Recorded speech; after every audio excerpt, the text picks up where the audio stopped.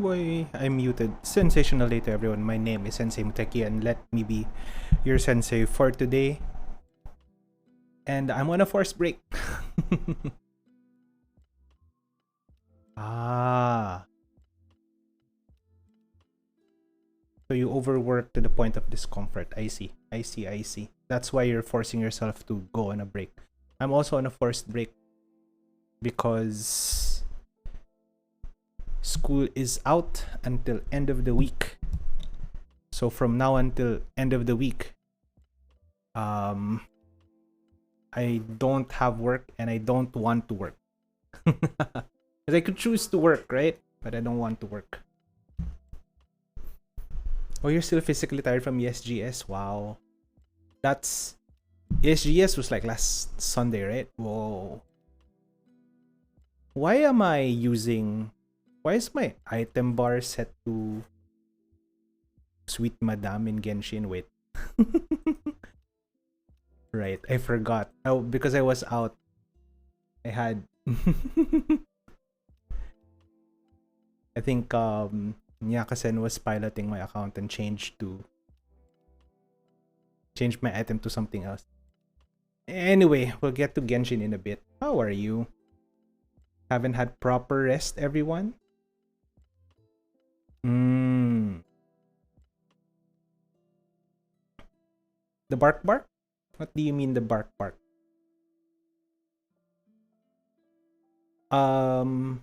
My item is set to the... I don't even know what it's called because I don't use it.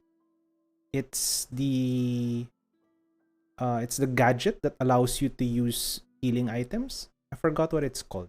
NRE. NRE. Ah. Yeah. It's been set to the NRE. Yep, so nutrition ready to eat. I know MRE, meals ready to eat. That's what an MRE is. I think Genshin wanted to make an MRE but called it an NRE instead. Does it actually have a meaning? Oh, it's not mentioned here. I don't know how to use this item, this gadget actually. You can put a revival dish and a healing dish. Okay, I never knew that. Nutrition ready to eat. Okay. So, I don't want to start playing yet. Hey, hello. Hold on. I'll pull 10 later. When I start Genshin, but I will play Genshin. Don't worry, Miku.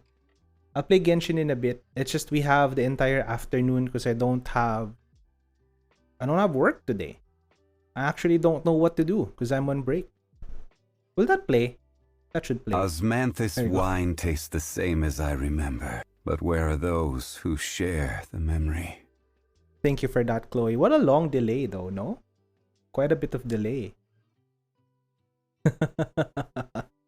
Thank you for the sound alert, Chloe.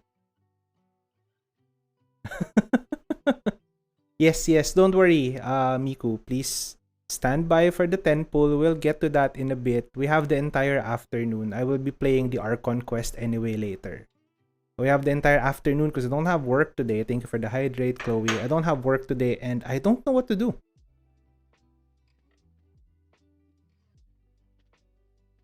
Normally, Wednesday mornings, I have meetings. I don't have stuff to do today. Konnichiwa. What do I do on a break? Normally, if I'm on break, I literally do nothing. Because I make the most of my break. And here's what I've learned, right? You could do recreation activities, and that would be good too. You want to play? Let's play. I don't know that game. What do you mean? I don't want to play? No. See who you summoned, Chloe? See who you summoned because of that redeem? Yeah. So, maybe later. Why not? We could play Arams later after I have dinner later tonight. Why not? We could also play the game that must not be named. Otherwise, it will induce brain rot. But I have other games too. I also want to play Trombone. What's the name? Trombone Champion? Trombone Hero? I forgot the name. But I saw a certain sharp VTuber play and I kind of want to play it too. I tried it once, but it's I want to play it more. It's so funny. The game's so funny. Trombone Champ. There we go. It's so funny. I want to play it. I want to play it again. Maybe later, after some You Genshin. want to play? Let's play. Yes, we will play. Hey, thank you for the resub, Verksen. Thank you. Hold on, I will play. I will play. So, wait, I was in the middle of answering a question. What do I do when I'm not working? And I think this is an important thing to say, right? So, you could, if you want to. You want to play? Let's play. You could play if you want to play. Then we'll play. But, recreation activities can only do so much. Like, recreation activities allow you to actively... Oh no, there's a spider. Go deal with it. I should put a cooldown on this. I just don't know how. I should put a cooldown on this. Anyway, it's fine. Go ahead. If you want to spam it, go ahead. But let me answer the question though, because I think this is something that a lot of you may want to know. Something that I have also personally learned, right? Like, if you... Any activity, whether it's recreational or work, it expends energy, Recreational activities, they don't really regenerate energy. They allow you to refocus. They allow you to change, your mindset from work to something more grounded, to something more personal, which is definitely an important thing to do, but it still uses energy. So what I have learned is, because I'm so busy if I have work, whenever I find time outside of work, I try to split that time 50-50 between recreational activities and just doing nothing, right? Because the only way you can regenerate energy is if you literally don't do anything. You just rest. You just maybe you read a book. It's an activity that uses so little energy that you might as well be regenerating energy while you read the book. Playing games, for example, also expends energy. By the time you're done with a 1 hour, 2 hour, 3 hour, 4 hour play session, whatever game you're playing, you'd also still get like super tired by the end of it, right? So yeah, what do I do when I don't have work? I split my free time 50-50 between recreation activities and literally doing nothing, or quote-unquote nothing.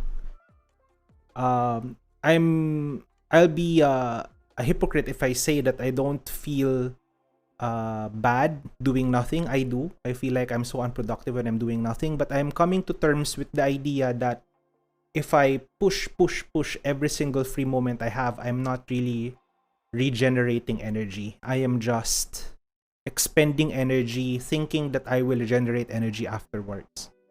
Also find time to sleep. Sleep is important.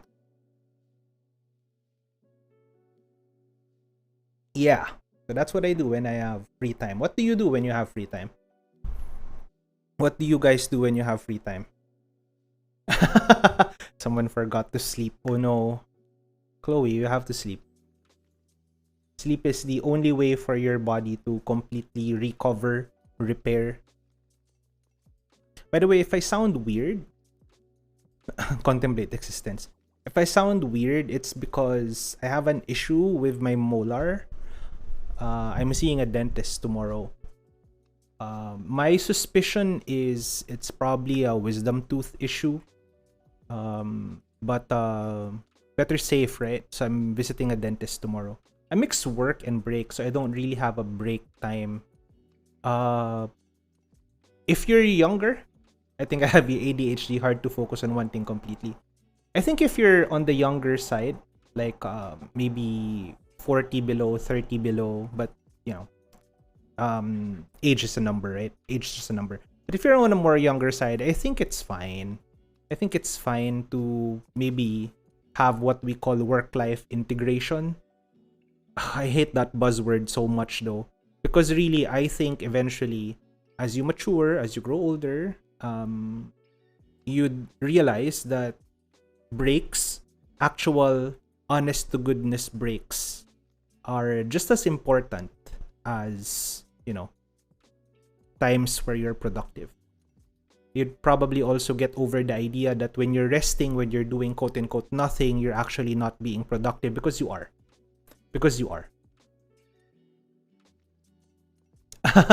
If you pull out my wisdom tooth, I would lose my wisdom. As long as it doesn't affect my ability to make puns, I am okay. Also, if they pull out one, I'll have 3 left. I technically will still have 3/4 of my wisdom left.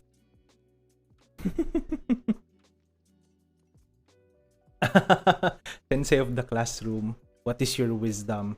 Go to sleep. Sleep. Sleep is the best sensation. Hey, is that a Sealy? No, it's not. It's an Animo slime. Anyway. I promised a while ago before we started the stream that I will be talking about Naruto. There's a reason for that. I don't know why all of a sudden I thought of this, but prior to the stream, I think it's because I saw a video, like some video. Not even watched the video, I just saw it like on my YouTube recos. An hour sleep is in an hour possible gaming. Again, it's something that you would realize later in life. But I hope you realize it sooner than later. Anyway, yeah, so remember a couple of streams ago when I mentioned what they should have done instead of like Boruto Next Generations? Like if they really wanted to continue the story of Naruto. I don't know why, but I was thinking today about how oh, I remember why. Because I saw an article because Opera GX sometimes recommends articles for me to read. I don't read them, I just see the recommendation. And I found one about how powerful is Naruto now that this is spoiler, by the way. How powerful is Naruto without Kurama? Because for those who are not aware, they introduced a new ultimate form for Naruto a while back. Like, I think it was last year even. Where the concept is rooted in like physics and what is that? Nuclear fission or whatever. Where the idea is Naruto's chakra, which is, by the way, immense on its own because Naruto is an Uzumaki descendant. Naruto's chakra was smashing into Kurama's chakra in a nuclear fission sort of concept, producing a lot of energy. It's called Baryon mode. It's Naruto's final form. But the consequence of that is eventually either Naruto's chakra would run out or Kurama's chakra would run out, and one of them or both of them could be annihilated as a result. And what's interesting about this is actually maybe Chloe would know more. I don't actually know, or maybe Miku, you would know more. I don't know. I remember towards the end of Naruto, the first series, right? We find that only half of Kurama's chakra was left with Naruto. Is that still true by the end of the series, or did Minato give his other half of Kurama's chakra back? So Naruto actually has one whole of Kurama's chakra. Because either way, oh, so Minato gave it back. So what that tells us is that Naruto actually had more chakra than Kurama, right? Like if Naruto's chakra was being like smashed against Kurama's chakra, and if we assume that it's kind of like fission where both of the atoms would be consumed to produce a bigger atom, so 2 hydrogen atoms would be fused to form a helium atom, that means Naruto had inherently more chakra than Kurama. Isn't that the case? Because yeah, Kurama eventually got annihilated by the end of Baryon mode because Naruto had to use it for an extended period of time to defeat an Otsutsuki, another one of those weird ideas that they had for the continuation. Yeah, they're still separate, so that means Naruto had more. Because Naruto was still alive by the end of it. Wasn't it established early in the series that if one's chakra would be completely, totally depleted, then that person would die? But Naruto was alive. It drains both, right? Ah, Kurama made it so it only consumed. Ah, I see. So that's a thing. Anyway, okay. So anyway, that's the impetus, right? That's the reason why I was thinking about Naruto prior to the stream. Okay. Go ahead, says B. Kurama still has more chakra. Okay. I mean, it'll be in my head. It'll be kind of weird too that Naruto had more chakra to begin with. But yeah, okay, that makes more sense. That Kurama still has more. So, I was thinking that was how they would nerf Naruto moving forward because they need a reason. Yeah, they need a reason to nerf Naruto. Otherwise, no threat is actually a real threat because Naruto would always be there, right? It's the shonen progression problem where because your main character gets more and more OP, you need more and more OP enemies. But if your main character is literally the definition of a perfect being who is capable of like defeating anyone and they don't have any more character flaws or whatever that could be exploited, or maybe writers are too lazy to exploit character flaws and just look at power levels. Regardless, none of the new threats in Boruto would actually be worth anything because Naruto is still there and Naruto could defeat them maybe with difficulty but defeat them nonetheless, and then Naruto just becomes stronger and stronger each fight. So yeah, see, so because that is the case, right? Because that is the case, they had to nerf Naruto by getting rid of Kurama's primary source of chakra, primary quote unquote source of power. Although I would argue Naruto is still probably the strongest current Kage, right? Regardless of whether or not he has Kurama.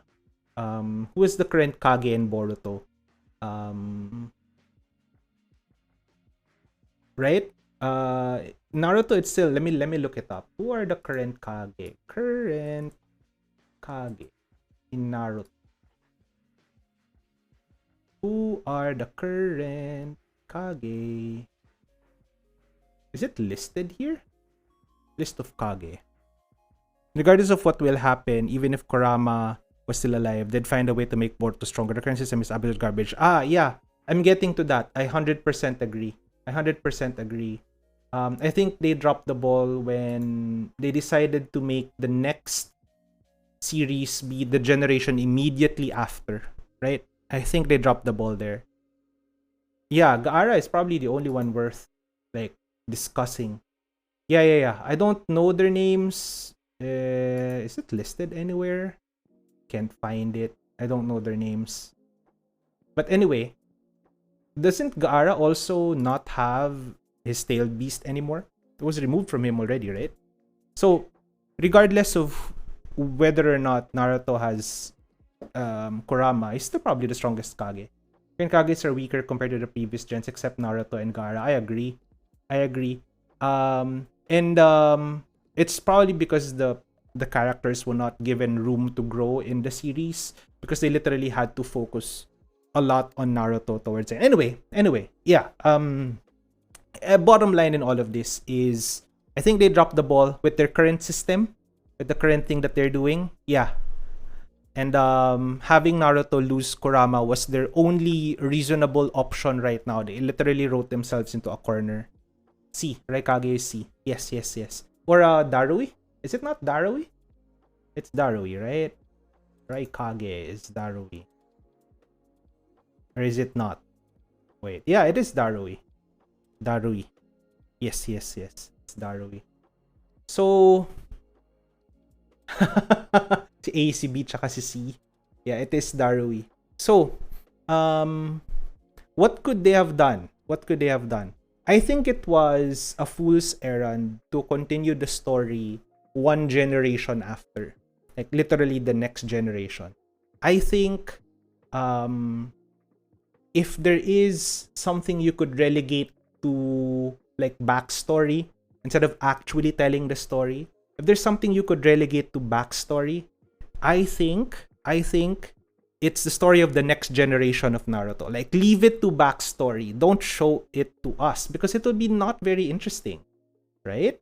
It's not very interesting because one big climactic war just happened, and if we look at history, actual history, after a big war, there would be, at least one generation of peace, and it's normally not super interesting.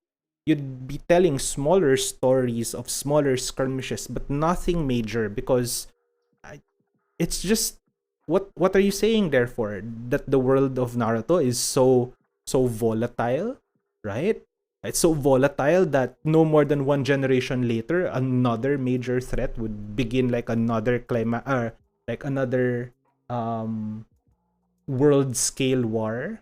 When was the last Shinobi World War, even before the fourth Shinobi World War, right? It spans generations. So I think, yeah, so if you want, so Miku, that's a good idea. If they want to make a next generation story, make it slice of life, put the focus instead on, I keep saying this, put the focus instead on Himawari instead of Boruto.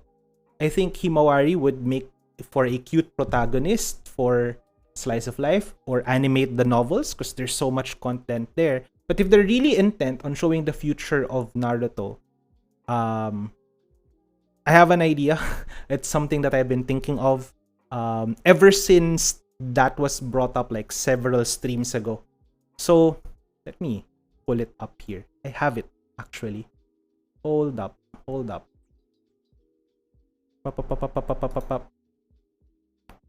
I sort of prepared for this, sort of, not like fully, but sort of. So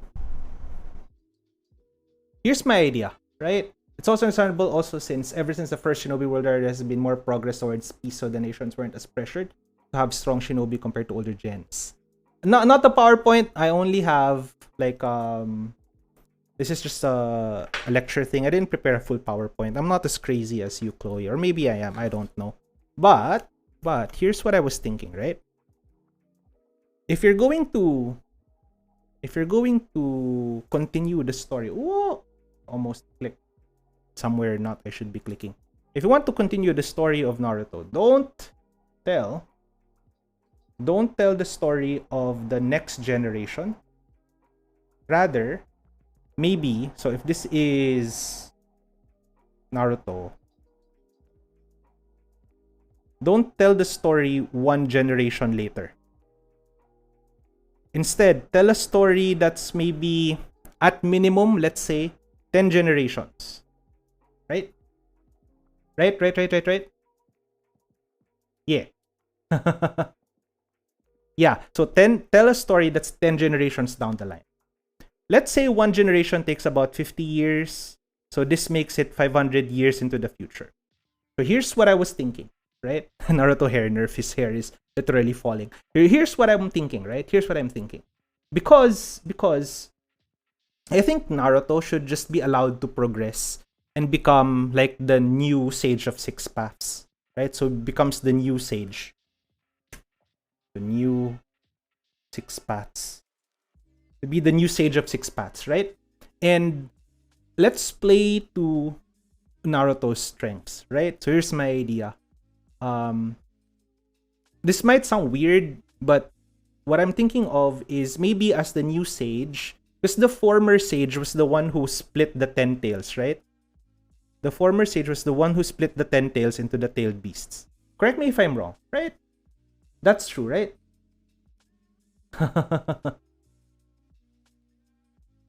This is true, right? It was the Sage that formerly split the 10 tails into the 9 tailed beasts, right?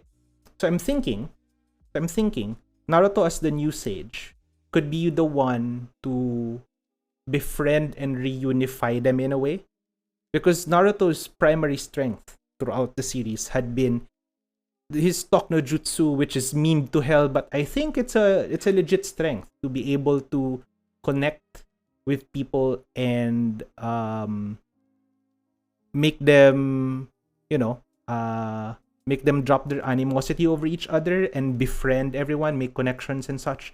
What I'm thinking of is, and this will be kind of crazy, but maybe towards the latter chapters of Naruto's life, he would be going around and befriending all of the tailed beasts, which he already did, I think, towards the end of Naruto anyway. So this is just a continuation of that. He'd be befriending all of them. And I don't know, let's chalk it up to Naruto lore mumbo jumbo. But as a result of this, maybe each one of the tailed beasts get some sort of, not Jinchuriki, but like a human form, right? Let's say it's part of, if you want an explanation, then maybe it's part of Naruto being a new sage of 6 paths or whatever. But let's say each one of the tailed beasts becomes its own person. Not just, yeah. I remember that. That's towards the end, right? So not just beast forms, but actual like human forms. Maybe you could have it such that some of them who's closer to their Jinchurikis, like Naruto, for example, or one Naruto and Kurama, or One Tail and Gaara, maybe they would take on a form similar to their Jinchurikis, or maybe even B, right? B and Eight Tails, because they're kind of close. They'll take on a form where they look similar to their Jinchurikis. And then the idea is that Naruto would sort of free. Yeah. So Naruto would free or liberate the beasts from the political system of the world. They're now free. They're now free to roam the world as their own beings. And that's Naruto's contribution. So, let's say that will happen. Naruto would also do other things like restore peace or whatever in the ninja world, so forth and so on. So, what I think, so then maybe after, I don't know how many years of being alive, Naruto would eventually pass, and he will be revered as a hero. Statues would be erected of him. Maybe during his lifetime, he would, because this is what I don't understand. I understand that they're now friends with Sasuke. Won't be as possible still just because they have their new bodies or chakras are active. Yeah, I understand that, but maybe that's something that Naruto, through whatever powers he would have, would be able to give the tailed beast some way to hide their tailed beast chakra, and only really the most powerful sensors, those with, say for example, the Sharingan or whatever else, those with really powerful sensor abilities will be the only ones to notice. Yeah. So what I don't understand also about the new story is that I kind of get that Naruto and Sasuke are like super close friends now, but I can't help but imagine that Naruto and Sasuke should have the same relationship as Hiruzen and Danzo, right? Like, they're friends, but I mean, they still have some sort of tension between the two of them. So maybe oopsie. So I don't understand why Naruto is just suddenly all super buddy with Sasuke now. I think he would still be friends, but I think more along the lines of they still have different ideals, but they respect each other highly, and they can confer with each other and seek each other's advice. So what I think would happen is, as a result of the final battle with Kaguya. Hello, Yuan. We're discussing Naruto before we play Genshin. So as a result of the final battle with Kaguya, right? What I would imagine would happen is Sasuke would form a new... This they argue, okay, yeah. Alright, good. So this still works with my idea of a continuation of Naruto. Right, so Sasuke would form a new root, right? I don't know what happened to root. Oh no, triple ad. Oh no, it's a Twitch thing. I hope you're fine with the triple ad. Almost done though, 5 seconds. Or maybe you skipped it. I'm experimenting with the ad still, seeing if there's still anything I could do to adjust it. But yeah, if I'm not, honestly speaking, if I'm not gonna get much out of the ads, I might just get rid of it completely. If it's just causing issues. Anyway, so what did you miss? So I was saying, Sasuke should probably form a new version of Root, because I don't really know what happened to Root after Danzo. Did Root eventually like disband? Did they? I don't know if Root continued after Danzo died. Root got disbanded. That was what I was thinking. Maybe Sasuke would form a new Root. Hey, hello, Demon King. Thank you for the follow. Glad you could make it to the stream. Thank you for the support. So Anbu's still up, but Root got disbanded. So what I'm thinking is Sasuke forms a new Root whose goal is to prepare against. So this is where we tie back to Boruto, right? So, or sort of tie back to Boruto. Prepare for Otsutsukis. I don't know how to spell them, so I'm just gonna write OT. So they're gonna be preparing. So the new Root is there to prepare for Otsutsukis in case they stage another invasion. So let's say that's what happens. So we get one generation of peace under Naruto. Sasuke would still be friends with Naruto, but would still have conflicting ideals. Naruto thinks it's safe now because Kaguya has been dispelled. This may have put fear into the hearts of the Otsutsuki's, and they would not be dealing with another invasion anytime soon, which is I think it's a legit way of thinking about things. And Sasuke would take the other perspective and say no. They know that there is still the chakra fruit on whatever planet they're in. I don't know if it's confirmed that they are on Earth, but let's just say they're on Earth. And so they have to prepare for an eventual invasion once more. Anyway, so that's what happens. Lifetime of Naruto passes. Those are really the only major things that will happen. Apart from, other advancements of peace, maybe the entire world would now be... I don't think they would relinquish the Kage system. I think it will continue. But they will be all at peace with each other. No major wars. That's necessary for the next few generations until we go 10 generations down the line. So, as the story would progress, you won't get to see this in the series. We don't want to show this technically. We want this to just be backstory, all of this. Right? So, what will happen during this is maybe tech would progress. So I'm thinking along the lines of how... Let me look up some images here. Let me pull up some images. Give me a second. Hopefully my internet would cooperate. This one I did not prepare. Not prepare for. So I'm gonna pull some images from Magic the Gathering, of course.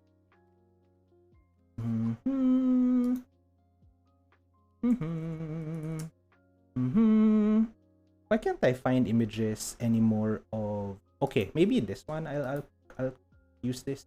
So let me place this here. Oh, that's kind of small. I'll make it larger. It will still be a little pixelated, but that's fine. So this is an image from old Kamigawa in Magic the Gathering. And this is an image from new Kamigawa. Oops, it's so huge. Let me scale it down. Yeah. So what I'm thinking of is something like this, where technology would progress, and so 10 generations later, the ninja world would be futuristic, almost future tech. If you really want to develop the science ninja, whatever that's happening towards the end of or the start of Boruto, you could push it here. And then what might happen here would be people would have become kind of complacent because, peace. It's not like there won't be any conflict. There would be. That's just the nature of humans, and assuming that ninjas in Naruto are also humans, their nature, but generally peaceful. 10 generations of relative peace. Right? Yeah. So, we can chalk it up to, just a change in aesthetic. Yeah. Yeah. Anyway, that's already what happened. But yeah, regardless, the point is technology would have progressed to the point where it doesn't have to be all futuristic with neon lights or whatever. It's a stylistic choice. They could go wherever. But the point is people have grown complacent. They have grown used to peace, right? What I like about this line of thinking is this harkens back to the concerns of some of the villains earlier on in Naruto. right? Remember how earlier on in Naruto, there were some villains warning about how people have become used to peace and have become complacent? Because prior to the story of Naruto, there was sort of an era of peace anyway, right? So that's the major driving force behind some of the earlier villains, right? Like people nowadays, they're probably not prepared for conflict. They have been so used to peace. So we lean heavily on that for this continuation, right? We lean heavily on the fact that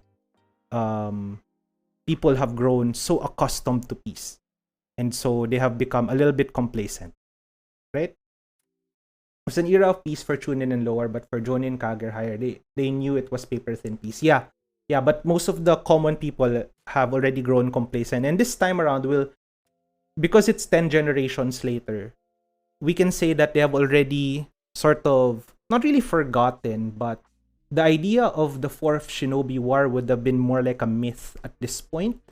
And I think it's realistic. 10 generations or 500 years or so later, even the most epic of conflicts would have been reduced to almost myth, especially if times really have changed and there was, long-lasting peace.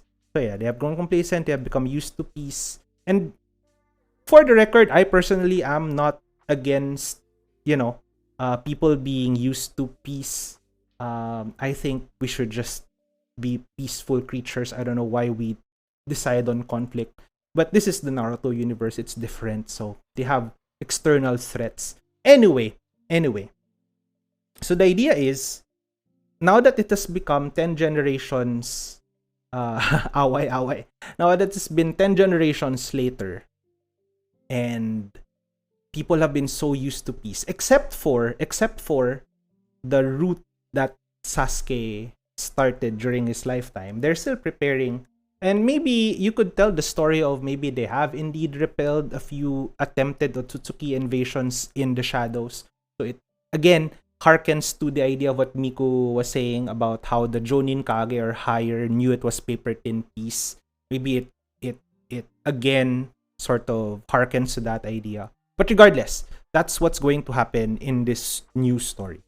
So in this story that's 10 generations down the line, because it's been 10 generations, maybe all this time, the Otsutsuki has been observing from a distance. We don't want to immediately just like, oh, Kaguya died, then all of a sudden Otsutsuki one at a time. They're not dumb. They're not dumb. They know that Naruto exists and Naruto could take them on. Maybe they would send a few people, a few Otsutsuki one at a time, but they would eventually learn, right? So the idea now is that maybe the Otsutsuki themselves have been preparing for their own invasion of Earth, because we still have the chakra fruit or whatever, right? It's still there. So they're now going to stage a full-on invasion of Earth. Think of like Thanos, almost Thanos level, almost. Yeah, attacking one at a time is kind of dumb, right? Like, I know you're a race of that, you're super proud of your race. Yeah. And Kaguya was actually preparing to fight the other Otsutsuki. Oh, okay. Yeah. But still, attacking one at a time is kind of dumb. They've shown that they could work cooperatively if they're forced to. And maybe Naruto or Sasuke's route or whatever would force them, to consider this even more. Like, maybe they hate each other, but they're still gonna work together to invade Earth because Earth has shown to be more resilient than any of the other planets that they have dealt with before.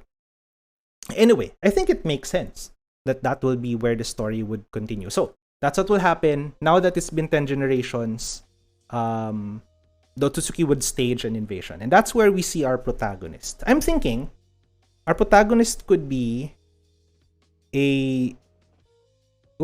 let me bring back Naruto. Maybe our protagonist is a descendant of Naruto somehow, if you still want it to be connected to Naruto. The ones that are partner are parent and child. Okay. Yeah, maybe maybe Earth will have something unique about them. Like, the ninjas of Earth are so much stronger, and so they're gonna be forced to cooperate. But anyway, maybe the new protagonist is a distant descendant of Naruto, right? In that, this protagonist will be an Uzumaki. So he's an Uzumaki.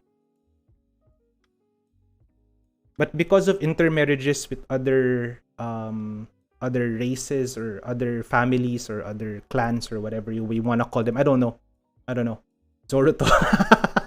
Zoruto. Okay, let's call him Zoruto because that's funny. This is gonna be Zoruto, the new protagonist, codename Zoruto, right? Because he's a Zori existence. Because if you want to, you could rehash the story of somebody who's kind of like a loser, right? So this guy is Zoruto, while an Uzumaki, maybe this person doesn't have the same chakra reserves as other Uzumakis, but have the same like chakra reservoir. So he has a huge chakra reservoir, right? He has a huge storage for chakra, but he only has like the tiniest amount, and he could barely shape, jutsu or whatever they would be doing several years into the future, however they might be doing it. He couldn't shape any jutsu or whatever like that because he has so little chakra. This is a result of intermarriages with other clans and stuff like that. And you know how even in complex systems, you start with a few, have them intermingle, following some rules that produce offspring, and then eventually, at some point, you'd eventually reach a stage where clumps would begin to form in your complex system. There will be some clumps and then some voids in the middle of the clumps. Maybe this Zoruto guy is somewhere here in the middle, where he's one of those that has a huge chakra reservoir. Yeah, this guy has a huge chakra reservoir. I don't know how you could explain it, but huge chakra reservoir, but only a little bit of chakra inside. I mean, Naruto has not been against these sort of explanations, right? So I don't think this is too outlandish. Huge storage, little amount inside. So he can barely mold chakra, shape it, or form jutsu. So with the Suzuki invasion happening, maybe the hero's journey of Zoruto, we're now gonna call him Zoruto. So the hero's journey of Zoruto would be to remember how I said a while ago the tailed beasts would become people, right? They're actual humans or have human forms. Zoruto would be going out there and sort of collecting the tailed beasts again, but it's almost like an inversion of what the Akatsuki did, right? They also wanted to collect the tailed beasts, but they were forcibly extracting them from Jinchurikis. This time around, because the tailed beasts don't have Jinchurikis anymore, it's almost like an inversion of that story. So we're still harkening back to the original story, but instead of the villains collecting the tailed beasts for their own purposes, it's Zoruto now like meeting with them and befriending them, or however it would go. Then them, the tailed beasts, lending Zoruto their chakra. So what I'm thinking is, because, and again, this is one of those somewhat outlandish explanations that I don't think Naruto, the story, the series, is averse to doing. They've done this several times. What I'm thinking is, each time a new tailed beast is befriended, some amount of that tailed beast's chakra would be stored in the chakra reserves of Zoruto, right? Yeah, so as you meet more and more tailed beasts, more and more different chakras will be stored in his reserves, to the point where he would be able to, and this is part now of the shonen protagonist hero's journey that all shonen protagonists must go through. Eventually, you'll be able to do pseudo baryon mode, where he's like clashing chakras of different tailed beasts that they have lent to him. And then, because this is something that would be lost to myth, he wouldn't actually know that by the time he has collected all of the 9 tailed beast chakras, a new 10 tails would form inside of Zoruto. And this would force him almost to transform, kind of like a Jinchuriki would transform, right? But this time, Zoruto would become the Jinchuriki of the new Ten Tails. So that will become sort of like a final tension point, maybe. Like Zoroto was just advised to go out there and collect the 9-tailed beasts, befriend them, have them lend their chakra to him. But what he would not know is, as a result, the 10 different chakras would mix together and form a new 10 tails chakra that would slowly also transform. Eventually, we'll be able to drive away the Otsutsuki invasion because 10 tails, maybe with difficulty, I don't know. But then eventually, he would also have another internal conflict of like controlling the new 10 tails chakra that's now forming inside of themselves. This Zoroto guy. I don't know, I just feel like that's a more fun story to tell. It's it harkens back to the original series, but sort of inverts the premise of some of them. If you want, you could insert the Will of Fire somewhere in there. Maybe each of the 9-tailed beasts would have a little bit of Naruto's Will of Fire, and then now that they're combined together, the Will of Fire would allow. Is this like Avatar? Almost, right? Avatar was also one of my inspirations. So if you want to have another ninja story, this is probably what you could do. Although I don't mind that they have shorter few episodes of slice of life or what happened immediately after, or Naruto previous generations. Yeah. Naruto previous generations. So that's my idea. That's my crazy Naruto idea. It will now be Zoruto.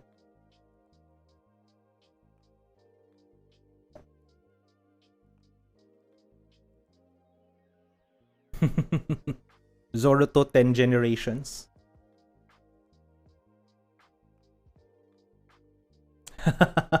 Should I write a fan fiction? I don't think I have the energy to write a full fan fiction about this, but it's an idea. I think it's cool. It's a way to write off Naruto. Naruto has to die at some point, right? So there will be no more Naruto, be no more Sasuke.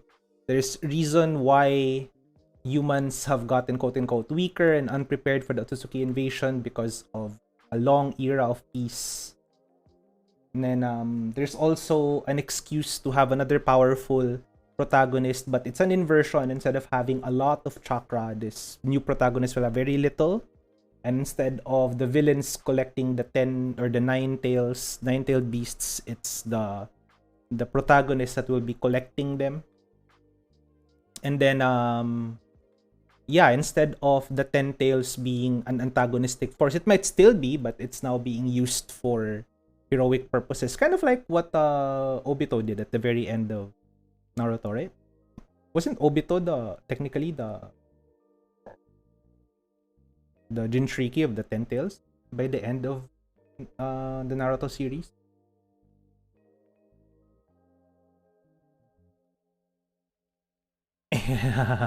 Your second beloved. Did you know? I did not know this. This is how much I did not know after Shippuden. Was it Madara who became the 10 tails? I see. But how come Obito became the sage? Sage of 6 paths almost, like towards the end. Did he not become the Jinchuriki of the 10 tails? Really? Was it Madara? Both of them got... Okay. Of course. Power sharing. Of course. He had it for a bit. I see. Damn. But I was saying, one thing I did not know was... what's his name? The half and half guy from Akatsuki. Black and white. What's his name? The Venus flytrap sort of dude. Zetsu? Was it? Zetsu? Yeah. What I did not know, I know that he's 2. Aloe vera. I know that there's 2 in Zetsu, white and black. But what I did not know was there was another white Zetsu-esque individual called Guru Guru or Toby. I did not know that's a separate like person somehow. And that's the living armor eventually of Obito.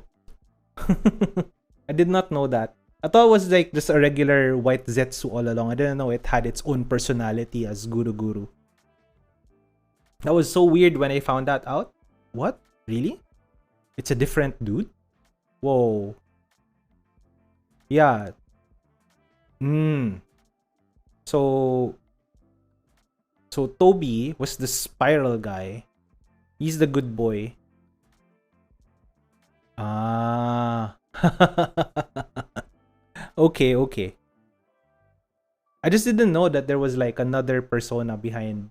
Like I didn't know there was like another guy there called Toby, right? I thought it was just like white Zetsu, black Zetsu. And Black Zetsu is kind of funny too, because Black Zetsu pretended to be the will of Madara, but in fact he's the will of Kaguya. Like what?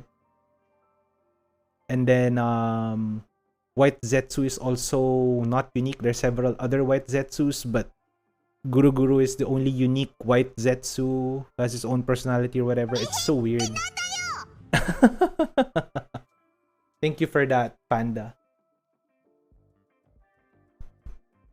The Naruto universe is honestly so rich, and I hate to see it squandered with what's happening now to Boruto. Like, I personally think they could have done better, but they could have done better by avoiding the difficult writing of, you know, story of the next generation. That's way too close to Naruto. Naruto would still be the ultimate problem solver at that point. Like, write instead several generations down the line. Don't write like one generation because it would be fruitless. But if you want to, like what Miku suggested, just make it like a slice of life almost. I did enjoy those little OVA episodes of like how it's kind of dumb sometimes. It's like super dumb, but I kind of enjoyed the idea of it at least. You know how there's one OVA where what's his name? He's my favorite character, but I forgot his name. The husband of Temari.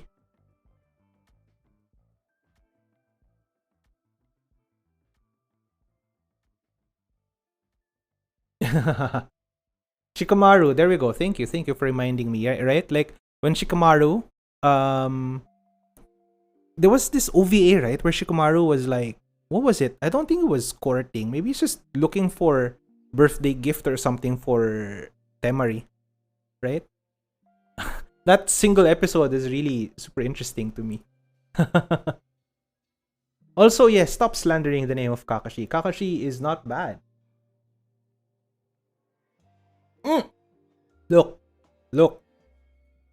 Miku, I would also... Oh my god, this is gonna be an argument, isn't it? I don't necessarily think Sakura is bad. I think the writing for Sakura is bad. Like, how she was written is bad. If you're just looking at Sakura's power levels, right? She was meant to be almost on par with Tsunade. And it was even mentioned in the manga, right? That she was like close to Tsunade level already. Close to, not really there, but close to. But still, she was written so horribly, right? And all this time she was like, oh, Sasuke, where are you? But I hate that fact about her. She was a good character written bad, right? I see where you're coming from. I guess it's just... I see where you're coming from when you say if her writing is bad and her character is bad. I just think that she could have been better. So, in a sense, I do agree. Sakura was a bad character. But she could have been better, right? She could have been better. She had all the qualities of a potentially awesome character, but she had to be saddled with the dumbest of weaknesses, which is literally Sasuke.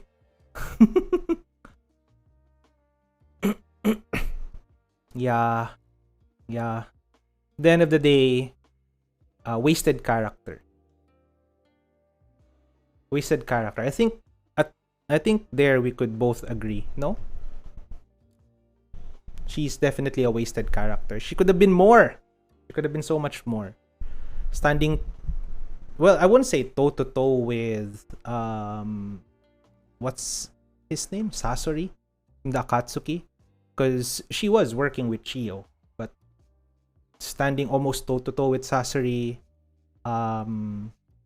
being shown to be able to also do the same that seal thing that Tsunade was doing. I forgot what it's called. Was able to do that too. Extreme physical strength. Very good chakra control as well. To be able, just being a medical nin. Right? Waste of space. Lady Chio was more... Yeah, Lady Chio carried that fight. I understand. But, like I said, wasted character. Right? Wasted character.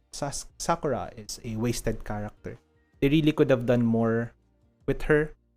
You'd think You'd think, her character would grow more to the point where she's not so love-struck anymore about Sasuke. Yeah.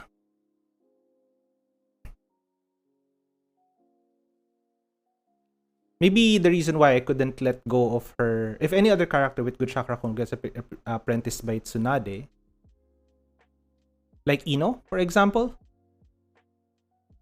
I think Ino, for example, would have been a better option. Like, I think, apart from Sakura, the next best option might have been Ino.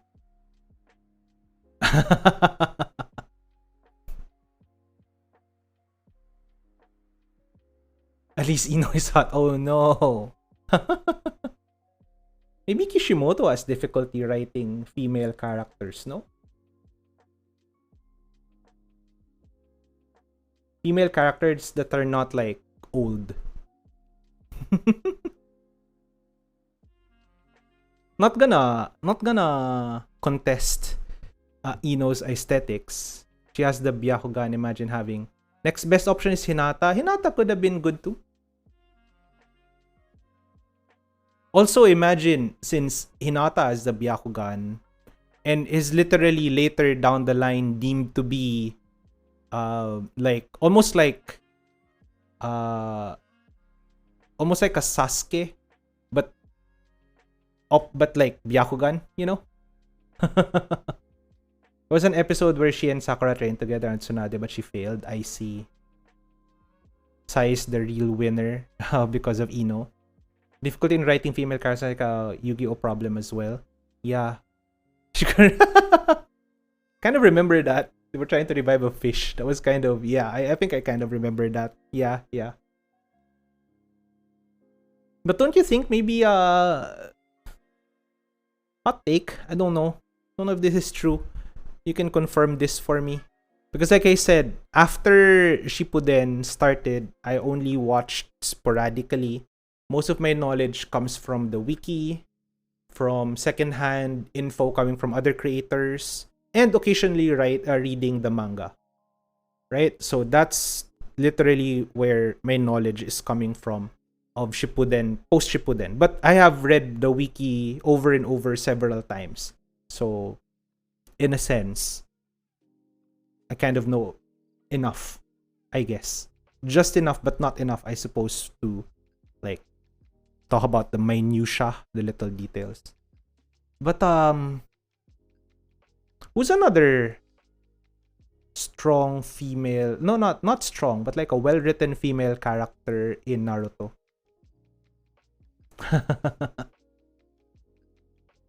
Who's another well-written female character in Naruto? Do you know of anyone?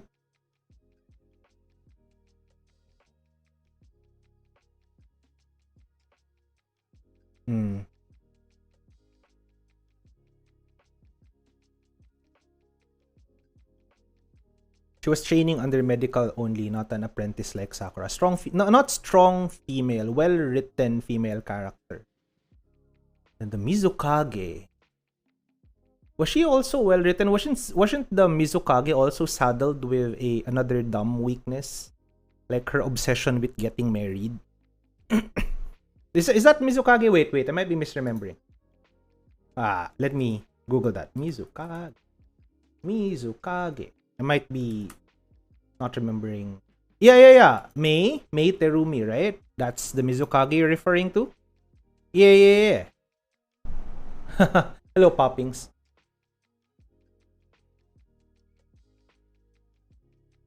Yeah, Mizukage was pretty strong. Oh, yes, she is. She's very strong. One of my favorite Kages, honestly. But like, she also was saddled with a kind of a dumb weakness. Hmm.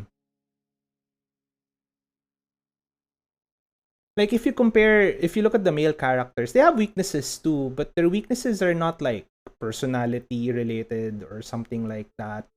Or maybe a little bit, but like they were able to eventually overcome it. Since the females seem to have like weaknesses that are kind of dumb and they weren't able to overcome. Would I be pulling for Nahida? Hold up. Miku did claim a pull 10, so I would. But I will not be actively pulling for Nahida. Not yet. I might. I am considering. But not yet. If Kushina was alive, maybe her. Ah, that's true. Kushina and Temari. Go figure, Temari is my favorite character. So well written, yeah.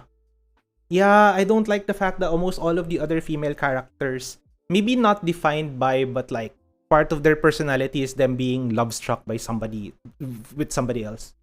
Yeah, we barely see the well written. I guess we remember them as well written characters because we barely saw them, right? So just statistically speaking, if there's less mentioned about them, right? Maybe that's the reason. Am I like bringing up a bad take here?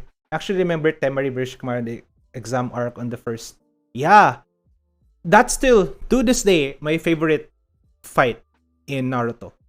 Temari versus Shikamaru is still my favorite fight ever. Nothing comes close. Like, it's there's like displays of power. There's also displays of wit. And Temari wasn't like dumb as well. She didn't. It had to be a multi-layered trap in order to get her caught, right? It's not like, oh, Shikamaru prepared this well-laid trap and everything like that. This is a one-layer well-laid trap and then she fell for it. It was also a very good tactician. She just she fell for a really convoluted trap, right? I mean, I have never seen a good scene of Sakura. It's true. That's true. It kind of maybe convinced me that, as it is, empirically speaking, just with what we have, Sakura is a bad character. Now I agree with you. I agree with you that just in a vacuum, just with what we got, Sakura was a bad character. It's just she could not have been. There was like, she could have been really good, right? From one pink-haired character to another, she could have been so much better, but nah.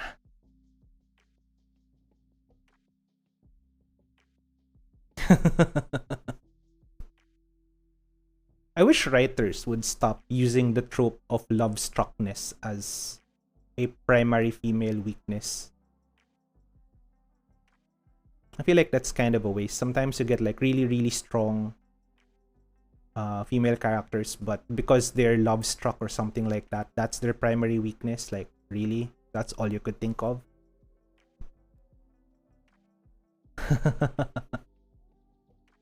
Natawa pa rin ako kay Sarada na may eyeglasses kahit may visual prowess. I know, right? I wonder if she just continues to wear her glasses. That's a clever way of writing it, I suppose, Miku. Like using the love struckness as a way to overcome weakness. Yeah. Yeah, right? Like it's a black hole almost if your weakness is like love struckness. Like you'll be super, super strong, but the moment you see your crush, all of a sudden you don't know what to do. Like really, that works for when you're still younger, I guess. Like initially at the start of the series, but at the end of it, they were practically adults and still. I wonder if Sarada has glasses because she's just so used to wearing them now. So even if she unlocked her Sharingan, she still wears her glasses. Maybe her glasses don't have lenses anymore. Maybe it's just frames. It's just swag glasses. And let's not open that big can of worms, Chloe. Oh my god.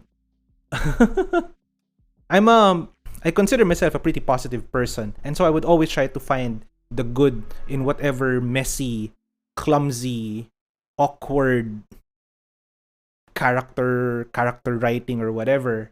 And I did try at one point, right? You remember this, Chloe? I did try at one point to defend Sarada's awakening, that it Sharingan awakening as a result of happiness, but really it's like, oh my god. Really? Really? She's the first one ever? The Hinata versus Neji was good. I think that was a really good fight too. I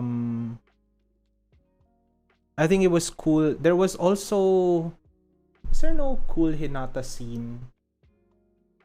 Yeah, I don't think there would. I don't think there was other... Apart from the... Wasn't there no good Hinata scenes in the movie where it's literally Hinata and Naruto that was the focus? Hinata and Toneri. Wasn't there no good Hinata scenes there? You remember that movie? The movie of Toneri?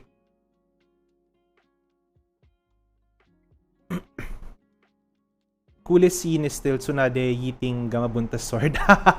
Yeah, the movie. Yes. Is there no cool Hinata scene there?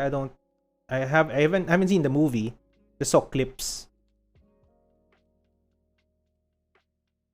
Yeah. But I guess the cool scene there was when they combined powers with Naruto, and then somehow they were able to strengthen the Tiger Fist or whatever it was called. They made Kurama write calligraphy on the moon. Oh no. They shot a cannon. That one I remember too. But I was thinking if there's like a cool Hinata scene in the movie. Right?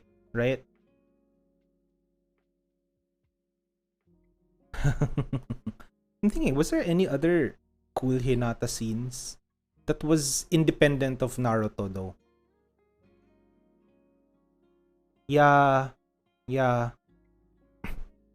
I'm not against the damsel in distress trope. I think that there's still space for that sort of storytelling. But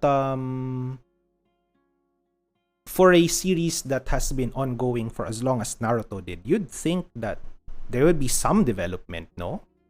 That Hinata wouldn't forever be damsel in distress almost. Just me. Maybe it's just me.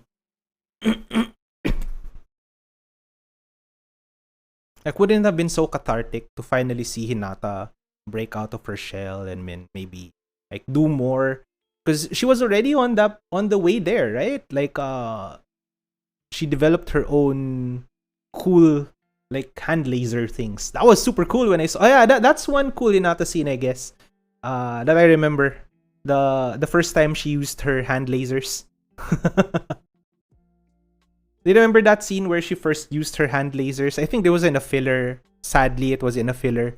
She used her hand lasers to cut apart the bees. Remember that when they were? I don't know what they were doing there. What were they doing? Was that the filler arc where they were looking for the special insect that they could use for tracking Sasuke? So it was to showcase her stepping out of Neji's shadow almost. She developed her own, the hand lasers.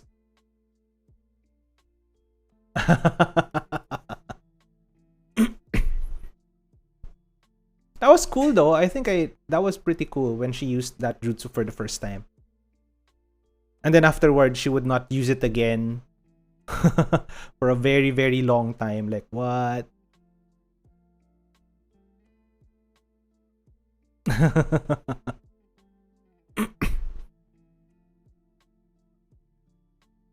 What's the name of Hinata's sister? Was that Hanabi?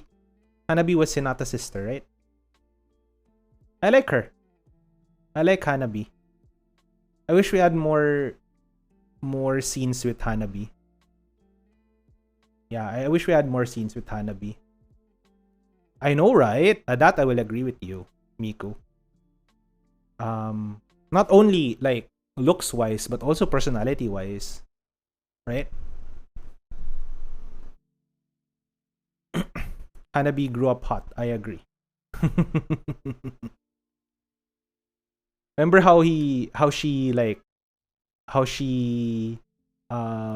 beat up Boruto? Boruto couldn't do anything against her. Oh my gosh. Konohamaru kinda hot. Yeah, I agree. Who's like a female Naruto? Hanabi?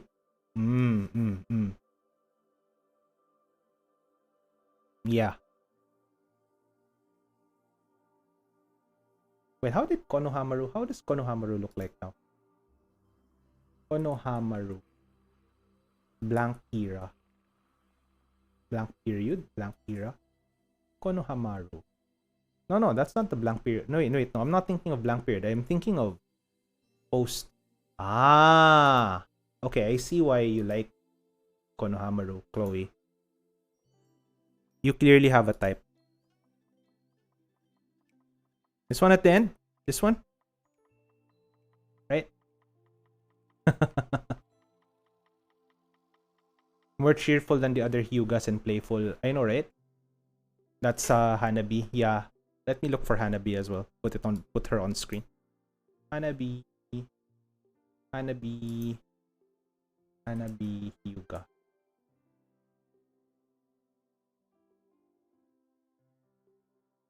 Hanabi. Why is this the first picture of Hyuga Hanabi when you Google her? Oh my god. Don't Google Hanabi, guys. This is not the first picture. Of course, obviously.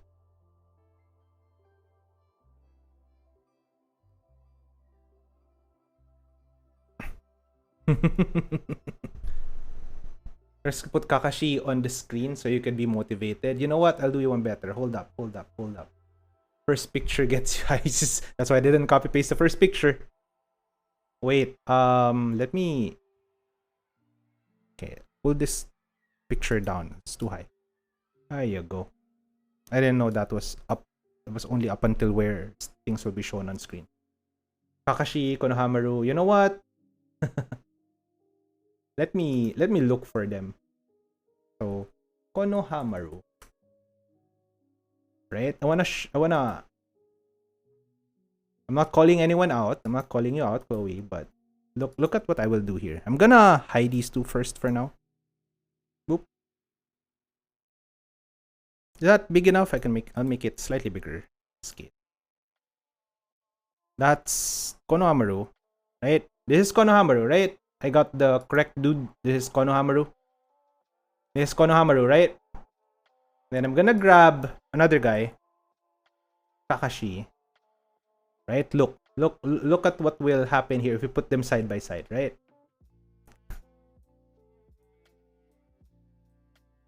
Okay, that's way too big, but let me make it smaller. Scale. Make him a little smaller so he's like right about the same size. You see what I mean? Do you see what I mean, Chloe? Do you see what I mean? Do we add one more? We can add one more. Gojo, right? I remember. Wait, let's look for Gojo.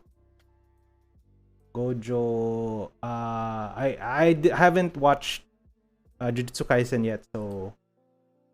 But let me look for a picture of Gojo. Oh yeah, this one works. This one kind of works.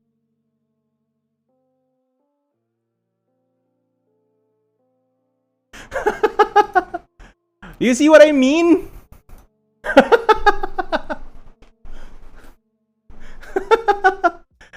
There is a pattern. Is there no pattern? There is a pattern.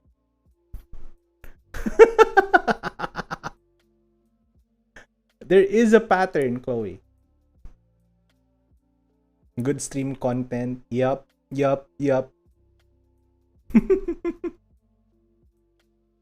Put put mountain here as well. I mean, oh, child? Do we put child here? Right, of course. Although child might stand out a little bit, but I bet though. Okay. Child might not exactly fit like the archetype perfectly, but let me grab a proper this one, right? This kind of work. Oh no. There will be no pattern. Okay. Are you sure you want to do this, Chloe? You want to point out that there's no pattern because how high can I pull it up? Up here? That work? I'm gonna wait for Steam to catch up a little bit.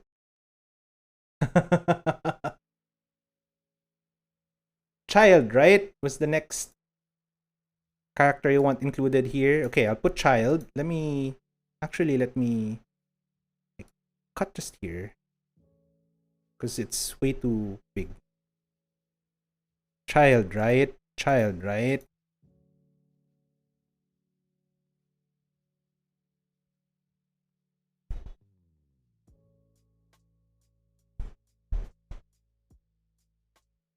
Child, right? but am I remembering correctly? Who was the guy you like in Tears of Themis?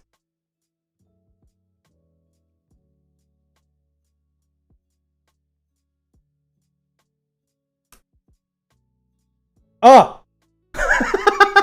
Holy crap. Really? I didn't know it was so cut and dry immediately. Did I get the right picture? Is this the correct person? This is the correct person, right? Oh, why can't I scale? Scale. There.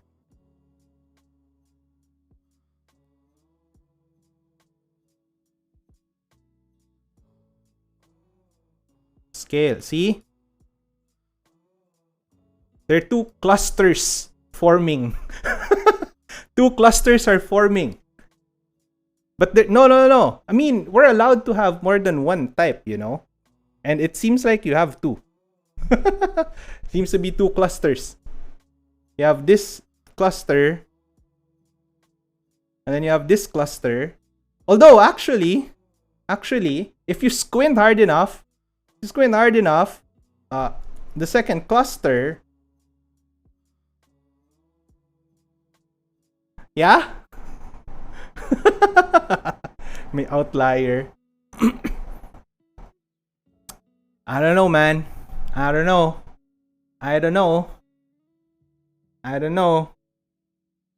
What say you? I don't know. I mean...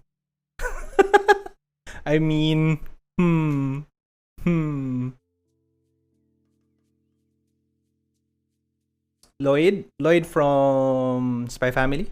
Spy Family's Lloyd? Is that the Lloyd that you're referring to? It might be a different Lloyd.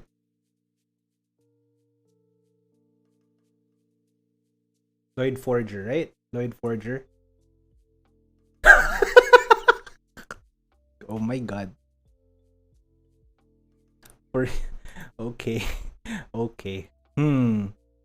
Which picture of Lloyd should we use? This one, I guess. Lloyd kind of looks different in the manga compared to the anime, doesn't he? Slightly different. Still the same archetype, but slightly different. Anime Lloyd, right?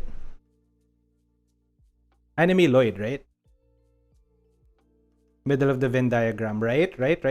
Anime Lloyd. So this probably the best image I could find. Kind of cut, but yeah, kind of like not complete, but it should be fine. Yep. Perfectly right in the middle of the Venn diagram. Oh no. I I think today we discovered something new about Chloe.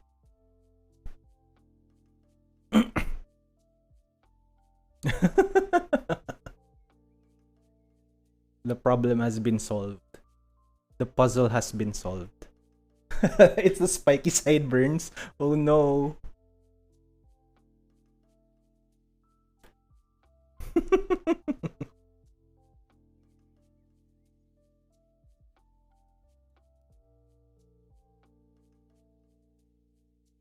Shirogane from Kaguya Love is War. Shirogane from Kaguya Love is War. You know what we just did right now? You know what we did right now? Apart from calling out Chloe, what we did is similar to what an AI would do when AI is trying to create a model, right? So we're now training the AI model. We're training the AI model to prove that the AI model works. To prove that the AI model works. Miku, you mentioned Shirogane, right? And Shirogane could be... We'll see. Since Chloe doesn't watch Love is War. Let's see how close Shirogane. Miyuki Shirogane, right? Miyuki Shirogane. Oh my god. I don't think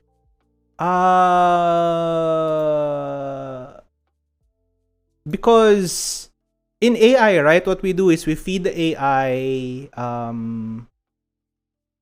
data, annotated data, right?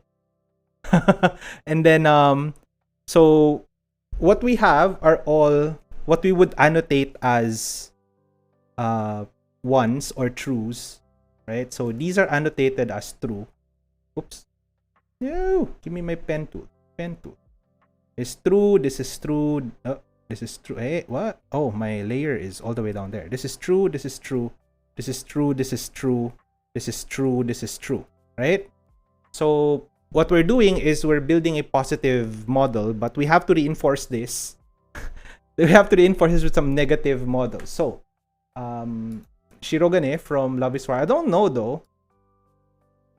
I feel like this would be a false. That's Shirogane. I don't know. What say you, Chloe? What say you? False? Passy? So this is false. So we now have an exception, right? We have an exception to the model. False. Do you have any other characters you could add here, and then we'll continue training the model? What else fits this archetype?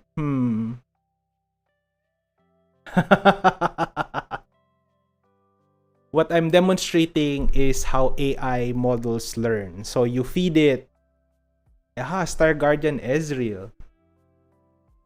Yeah, Star Guardian. Oh, right. Ezreal, right?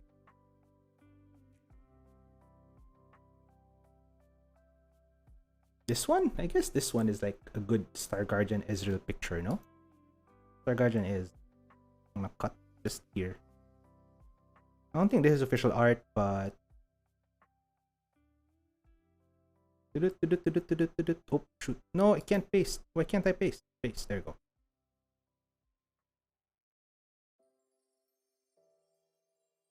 Is that correct? Is that correct?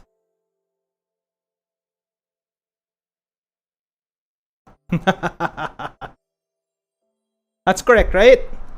Oh, so we're now testing the model by feeding it data that's unlabeled. Right? So this is labeled data. Right? All of the data points here are labeled. Did I get the right one? See Marius outlier. Okay. So this is true, right? This is still true. Marius from Tears of Themis. Is he really an outlier? I guess, you know what? Sort of is. Sort of is an outlier. Interesting. We have our first outlier. Is his name Marius von Hagen? Marius von Hagen?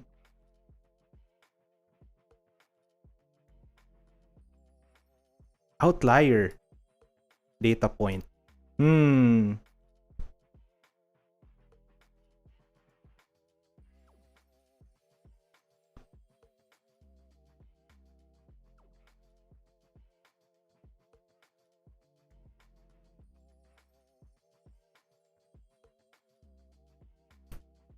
Oh no.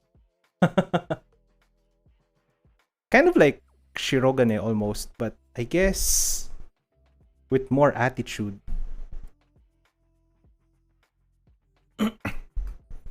Makakasapa ko ng tao if someone says he can be connected because same color yung buhok niya with the ni Well, no. It's probably not the connection. Wait, Miku was suggesting someone, Taki from Kimi no Na wa.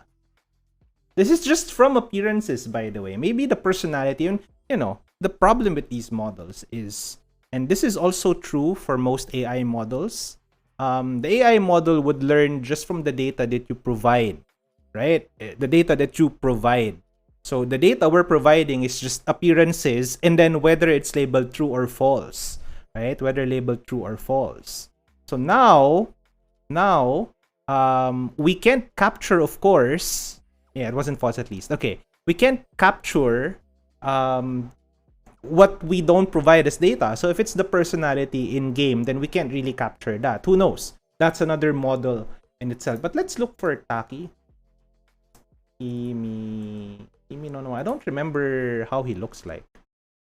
Ah, interesting. Interesting. This one. So this is test data now. False. Probably false.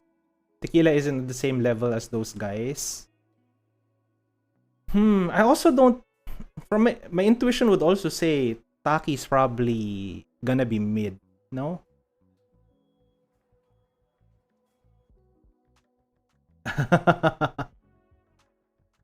Trace? What do you mean trace? Trace. Kasi hindi false. Hindi rin true. Normally, at least from the AI model building that I still remember, we have accuracy levels, especially when already testing the model. Right? When we're feeding it data, the data is just labeled, it's just annotated whether it would fit the category or not. So true or false, true or false, true or false. But when we're testing using unlabeled data, we have confidence levels.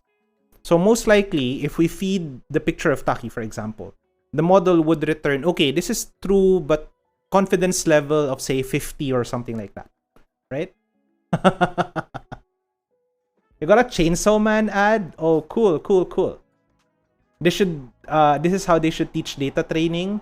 I mean, the weakness of this approach of me, like, telling you this is how like AI works, is this is not exactly how it works. This is the concept behind it. Right? This is how it works conceptually speaking. You feed it labeled data, and then then you test it using a different piece of data, unlabeled data, and then you check, is it giving adequate results? This is why, you know, the AI art generators and such.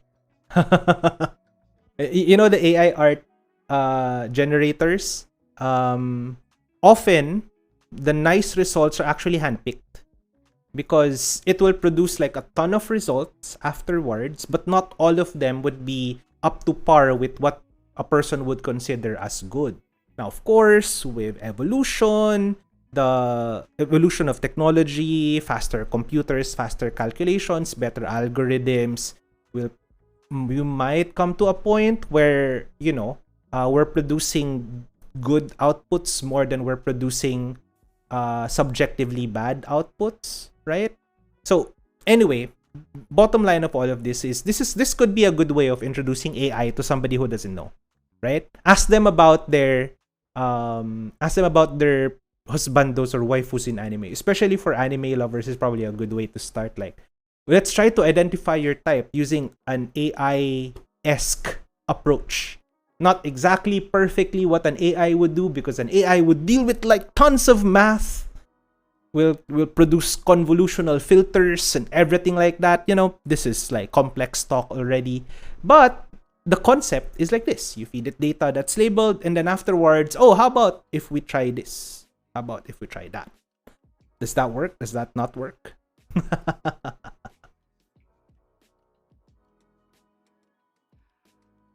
I mean, if you applied this to my personal preferences, right? If you apply this to my personal preferences, I'm sure it'll also produce an easily... It might even be more stereotypical than Chloe's. Like, at least in your case, Chloe, at first there were 2 clusters. And this is also what happens in AI. Sometimes it will produce clusters versus producing just like the expected output of true or false. Sometimes other clusters would appear. And this is what happened here. But when we introduced Lloyd, we make that connection, and then yeah. My type is random. It might be so, but who knows? Maybe it's not just the looks. It's not just the appearances that like matter to you. That's why.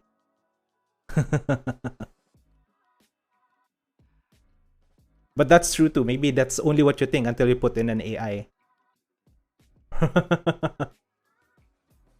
AI only needs to know who Tao and Yai Miko are your waifus. Anima.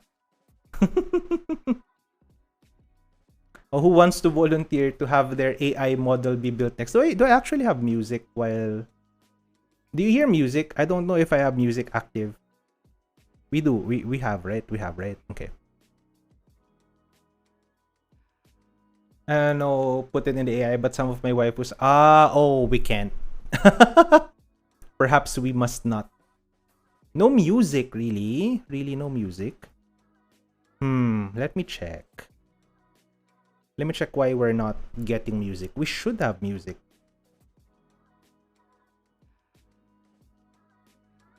Maybe it's just weak because I set it too low, super low. Because it also bothers me a little bit. There really no music at all, like 0 music. Okay. Wait, let me increase the volume just a touch. Skipping. Is there music now? There should be music now. Well, actually, let's form Miku's... I think with this sample, we could probably try and see if we'll find something. These are all from Genshin. So what happened, says B, we're simulating an AI by looking at Chloe's preferences. And we found some patterns. And I'm asking for volunteers, and Miko volunteered their preferences. So let me copy paste that because chat would eventually scroll down. I won't be able to see it. Let me copy paste it somewhere else. I'm gonna pull up the pictures. But again,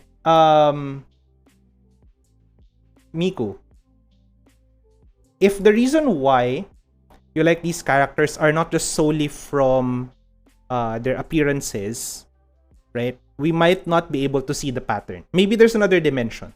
That's another thing, right? And that's another thing with AI. If you don't include enough... Okay. I can't believe we're able to discuss AI in this way. Because... Sorry, let me just very quickly erase that. Very quickly. So, see. There's also a concept of dimensionality in AI. There's also the concept of dimensionality. So, if you add more dimensions, the model becomes more accurate at the cost of overfitting, which is another complex topic that I don't want to get into. That's too complex. Right? It's really too complex. So, however, we might need to add another dimension in order to capture your type, Miku, if it's not all just appearances. But let's see first. So you listed Yoimiya. Let me look for these characters. Yoimiya. The fortunate thing is these are all from Genshin, so we can just get Genshin screenshots, no?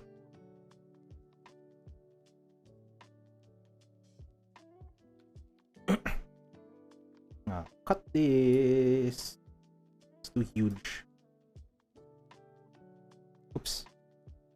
Let me make a square selector. So, okay, go. Yoimiya first. This is Miku. I'm gonna make a new folder. Then scale this a bit smaller. That's Miku. That's Yoimiya. That's the first one. And then you also listed. If you don't include personality, we remove Ayaka. Remove Ayaka if not include. Okay, sure. Because again, that would mean. Oh no! Because that might mean that there is another dimension that we're not capturing. If it's just aesthetics, then we can capture in this way. But if we want to include personality, that's another dimension that we will have to measure. So we'll remove Ayaka. Hatsune Miku is next. Cool. Okay. So not all of them pala was from Genshin. Hatsune Miku. We already have a square Hatsune Miku, so I'll use this.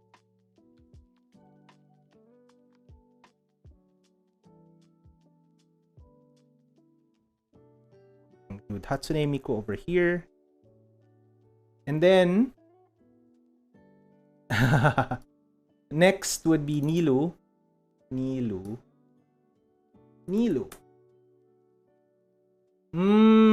Okay, I'm seeing something, but it may not be quite as obvious. I'm not saying this is guaranteed. It might just be that your type is completely random, but I am seeing something. Hold up. Scale rotate. Not you. I'm ready. This one. Right. Scale rotate. Yep.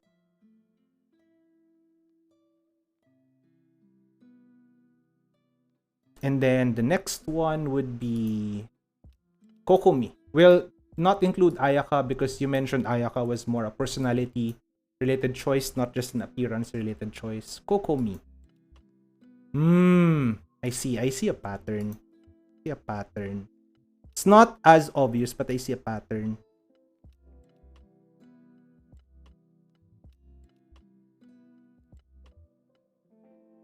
I wish there was a shortcut for scale transform, but I don't know. Oops. There's the object transform. Really? There is, huh? Scale transform. There you go.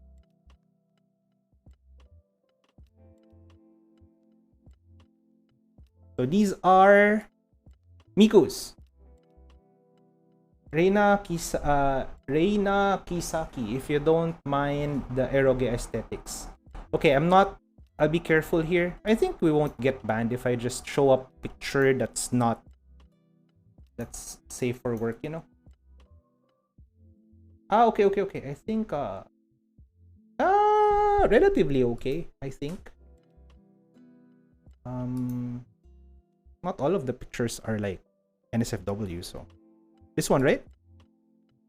That's fine, right? Safe for work. Correct. I have another theory.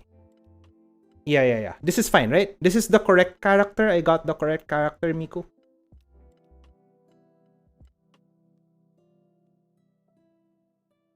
Do you I don't know if you see what I see, but I'm seeing a bit of a pattern. It has to do with the face and the eye shape. Yeah, the colors, but I think it's more you prefer, but I might be wrong. Look at all of their eyes. Right? Proportionate to their faces.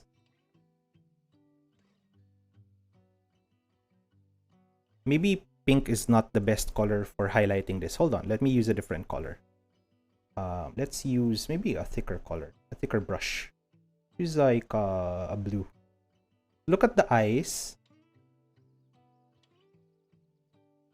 In proportion to the rest of the face, the size of the rest of the face.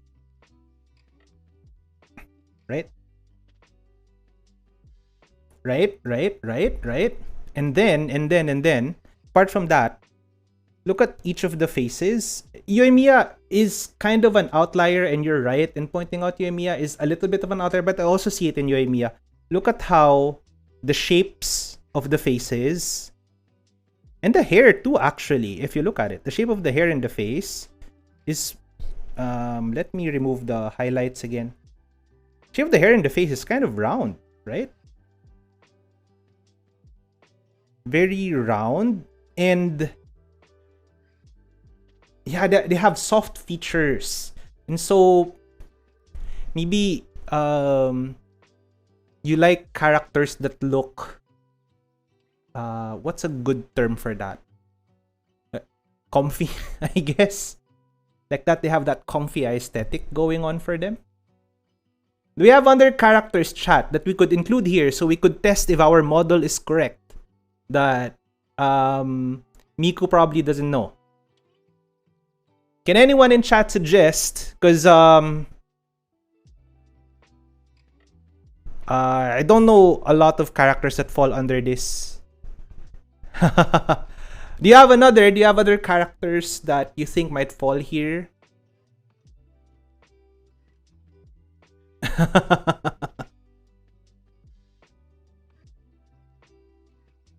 I don't know if you replied to the right person, Miku. I think it wasn't Ek that said he was a Eroge lover. I think it was Blank.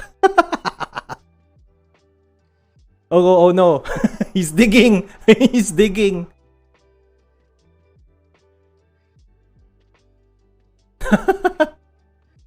Yeah, it was Blank. Yoshino from Data Live. Yoshino from Data Live. Data Live. Data Live. Ah, I did find the right person. My analysis, probably with like 60%, no, 50% confidence, not any higher for Yoshino, I think. Oh, let's look for... But you know Yoshino, right, Miku? Let me copy, anyway, a picture of Yoshino. My thinking is... Okay, this is a picture. I think this is safe for work, right? I didn't copy like anything that's not good. So, I only give this maybe max 50% confidence, because while the soft features are there and the eye size is also there, we see that all of the characters have a cheerful appearance, but Yoshino doesn't seem to have that. She looks more reserved. So that's why I'm saying 50%. Oh, 60%. Okay, I wasn't actually looking at chat. So, we're kind of close. Yeah. Mai Sakurajima? Let's see. I'm not gonna look yet at chat. I'm just gonna search for a picture, and then I'm gonna give my confidence level, and then I'll see. Let's counter check against Miku. I'm gonna copy the picture. Given the picture, again, because we're just looking at the appearance. We have the soft features present. The eyes are a little sharper than compared to everyone else. The eyes are a little sharper, and often the eyes can be a window to personality. Maybe we take a different picture. This is probably from the anime, but this is picture from the manga. The manga appearance, I have a higher rating. Sige, so I'll give my confidence. The anime version, I'll give it maybe around 60%. This other picture, which I think is from the manga, I might be wrong. I'm not sure. I'm gonna give this maybe almost a 90%. I'm gonna look at chat now. What say you, chat? What say you, Miko?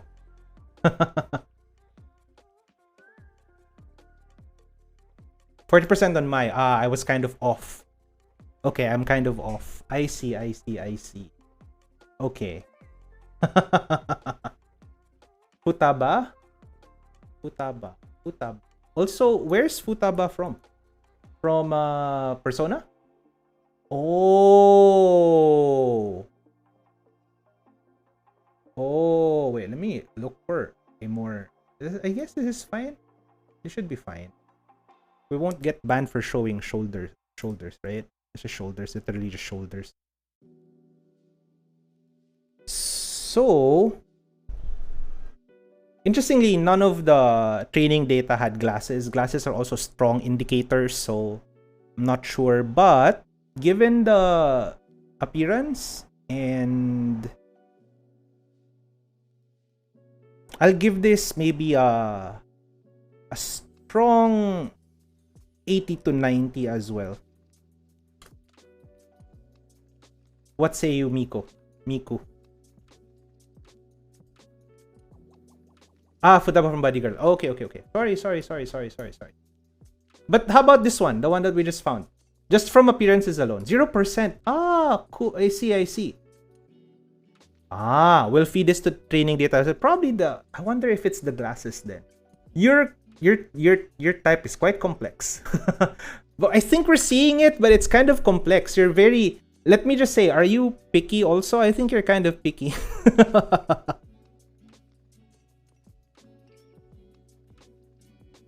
Futaba Sans glasses or Futaba from Bunny Girl?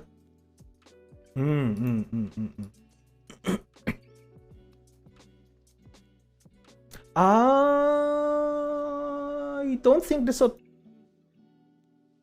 I'll be surprised if Futaba from Bunny Girl scores high for Miku. Because I personally think... I'm actually gonna say like... Maybe my assessment is completely off, but I'm saying like... Maybe maximum 70%. Maximum 70%. Hey, hello, Lyra. Thank you for the resubscribe and glad you could join the stream today. Thank you for the support. Oh, will I be going to Cosmatsu? I'm not yet sure, but I'm planning to. If my friends who are hosting a booth would be going there. So I might also drop by. Really? I'll see. When is it? When is Cosmatsu anyway? I might go there too. I might. When is it?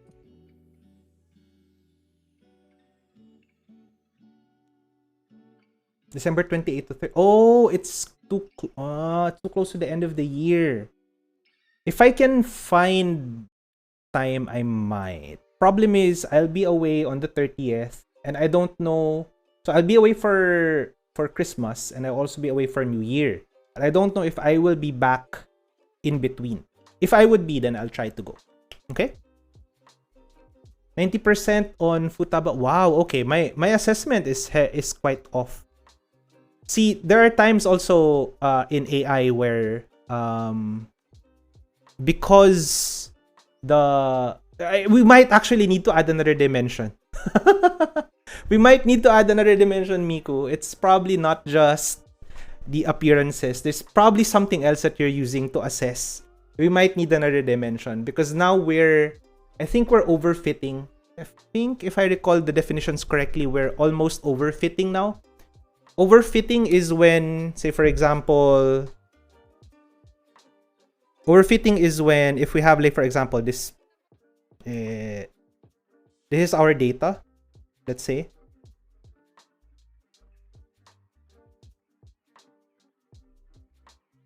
Then some outliers. If we use some sort of linear regression for this as our way of creating a model, then we could find a line, right? And sometimes that line would be enough to predict if something would fall under or not in a category. But in our overzealousness, instead of a line, we might end up with more of a bar that extends somehow like this. And this is already overfitting. We don't want to be like this. And I think we are getting to that point given the data set that we have for Miku. Maybe the correct approach is instead of viewing this as 2D, maybe the correct approach is to view this as 3D. Maybe if we add another third dimension, all of a sudden the data starts to make sense. The clustering more of makes sense because we might not be capturing all of the necessary information. When you add a dimension, you add another. It's almost like adding another category, another description, and another factor to consider. So that is what might be happening. That's what might be happening. What I can say though is, I think you do have a very, very complex, complex criteria for your type, but you also are quite picky as well. Like you wouldn't just because they look this way automatically. Yes. Having simple taste doesn't automatically make you a simpleton. Complex is not always better. Simple just means,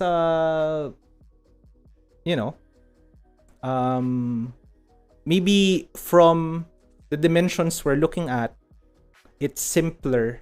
But, like I said, we haven't even included personality and such yet.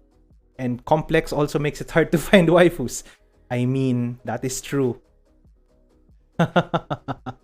Who's next? I think we can do a few more. This is fun. If you don't mind, we can do more. Ekphrases. Would you like to be next? Can you give me your list? I'll search them up and then we'll see if our AI models. Yeah, I think you said you want to go next, right? Yes, Miku. Anything else you want to add? Sure. Oh, guess your favorite girl in Fairy Tail. Man, that's difficult, but... is it? If you say it's obvious, then instantly, just looking at what you listed here, instantly my mind would go to... What's her name? The lead female character? It has to be, right? It has to be. It has to be. Lucy? Lucy Heartfilia? Or Wendy? Really, Wendy? It has to be Lucy, right? It has to be Lucy. Am I wrong? Is that not it? It's not Lucy. Okay, hold on. If it's not Lucy, let me look it up first. Oh, well, Wendy was my next guess. If not Lucy, then Wendy. I'm just thinking, maybe it's not Wendy because you said it's simple.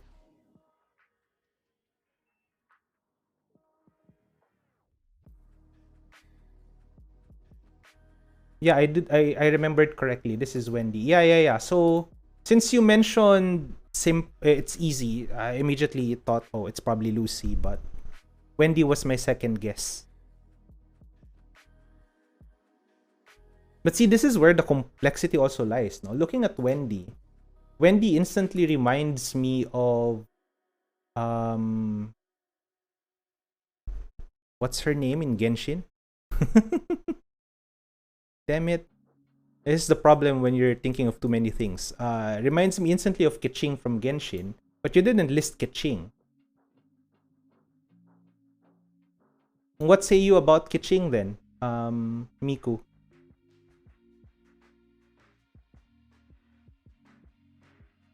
You mentioned Wendy, but that if it's just looks, right?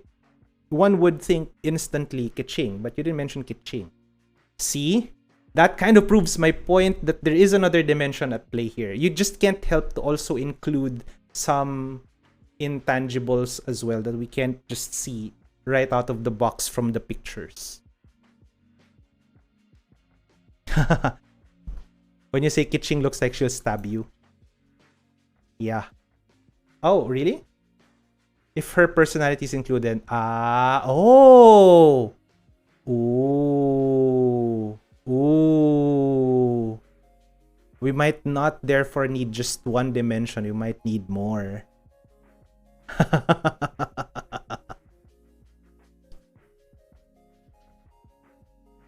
Bottom line, very complex. Very complex, Miku.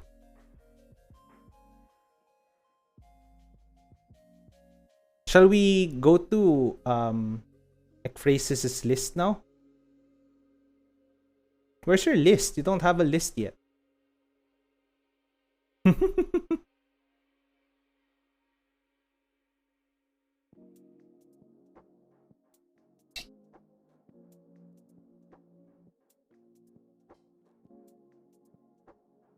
Wait, while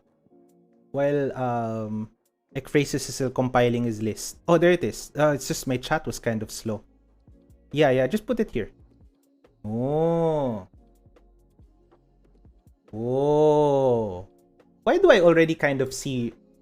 I already kind of see. Okay, hold up.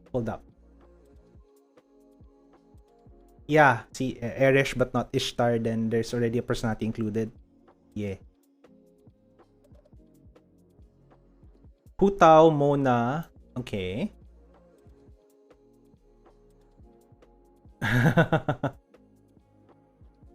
Again, we're not factoring in personality only because that would make the analysis a bit more complex. And I don't know all of these characters, so I can't really tell, unfortunately. Okay, I'm just gonna get these pictures because these are easier to work with. Okay, go. It's already properly dimensioned. And then Mona as well. Interesting. Mona Genshin. Why is there no something like this but for Mona? Why do I have to do the cutting myself? Oh, there we go. Found one.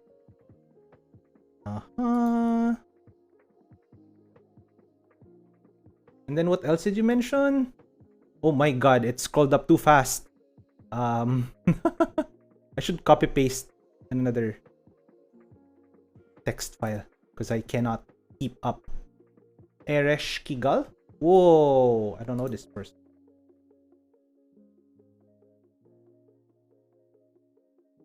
Let me know if I'm not getting the right people. But this is what I'm getting from quick Google searches. Let me get Naruse Shiroha, Summer Pocket. What is that? Is that an anime? Summer Pocket. It is Summer Pocket.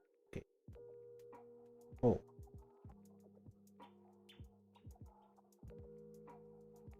Is there already a nicely cut picture so I don't have to cut it myself? Okay. Go. Then next, Mashiro Shina.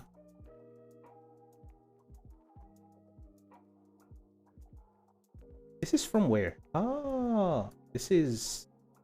Oh, okay.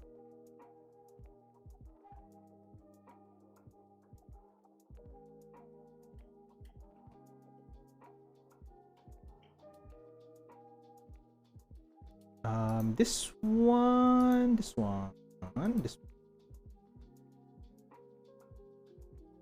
Oh my gosh, that's huge. Make it smaller. Way too big. Way too big. And then Ran Mitake from Banduri. Hey, I miss Banduri. I should play Banduri again. Banduri is kind of fun. This one.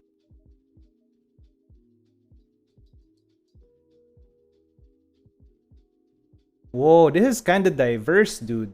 This is kind of diverse. I can see a pattern, but it's so hard to describe. It's kind of diverse. There's like, this character is an outlier. For me, at least. I guess I can see the connection, though. Ran could be a bit of an outlier as well, honestly. It is complex. It is quite complex. Who's the one that we're trying to add here? Fellow Fate fan. Yung mata, right? It's the eyes, I think, too. That's also the first thing I noted. Probably the eyes. But is it really just the eyes? Quite complex. Another complex set of images that we have here. I do think we will need another dimension. But I also see the eyes, honestly. I also see the eyes. The eyes, right? The shape of the eyes kind of have some similarities. But yeah, but there's only like two that's like super alike.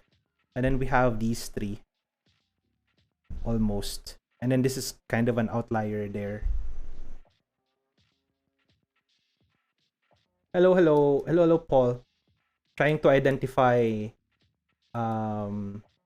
phrases type based from pictures, but only from appearance basis. I mean, personality wise, we'd have to do something else.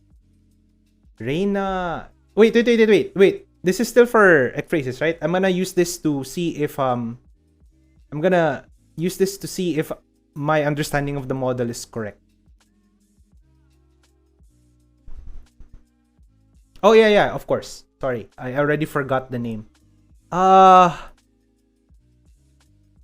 I'm gonna put it here too. But I would say, just from looks, I don't know. I might, from the patterns that are emerging, it's closer to here, but I'll only give it like, it's hard, kind of hard. I think only at 60% confidence. I don't know, 60% confidence only. What do you think? Ekphrasis, do you agree? Only 60% confidence. And then there was another one that was mentioned. Oh, well, those ekphrasis is. No, you'll see when I put mine here. Kind of also very simple. Super simple. Simpler than yours. 100% simpler than yours. Shoko Misa.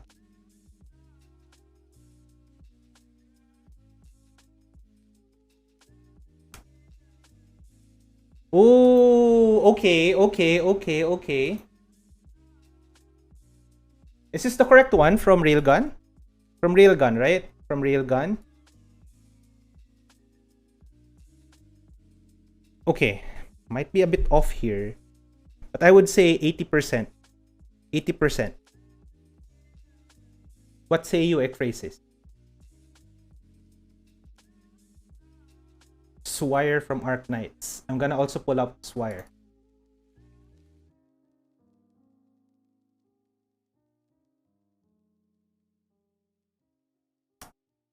Swire? This is hard though. Swire's a bit difficult. I mean, I see it, but I also don't, man. If you say Swire counts, I might need to revise my assessment.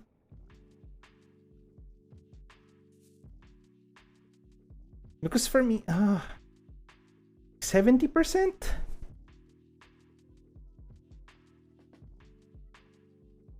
Only 70%? Okay, I'm kind of close for Misaki. Kind of close for Misaki, I guess.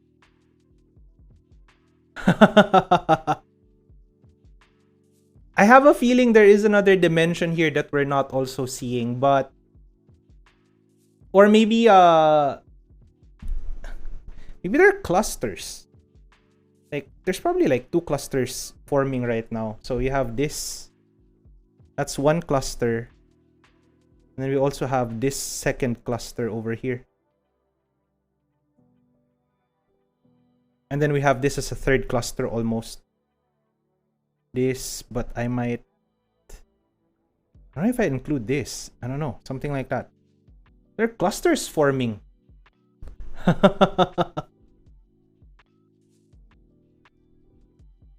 Wow, okay. No, I have it. Swire is this one. Ekphrasis, Swire is here. But no also. Green glint. Interesting. Okay. I bet there's another dimension here, ekphrasis, that you're not mentioning. There's probably another dimension. It's not as simple and clear cut just from the pictures. We'll need another dimension. You need a closer look. Oh, okay.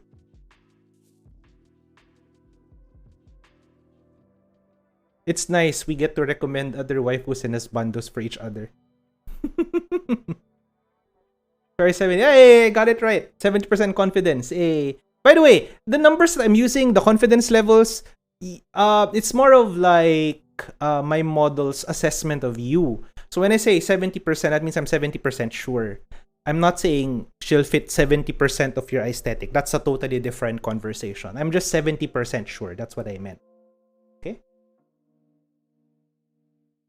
Yeah, maybe there's also the body type because we're only looking at faces from these pictures. But then again, you're right. Maybe the body. We have to add maybe the body. I'm just replying to something my dentist texted me.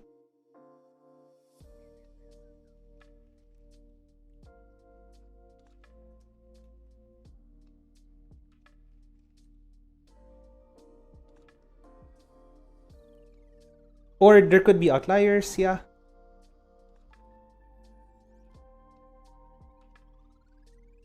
Do you want to do blanks now? Because said ekphrases is a blank is next after ekphrases. Ah, there's also height. Okay, that's another dimension we can't see from pictures. Yeah, it's expected that we'll have similar heights because that's your preference. There will be outliers again, obviously. There will be. Humans are complex people. We have complex tastes, so we can't really say for sure.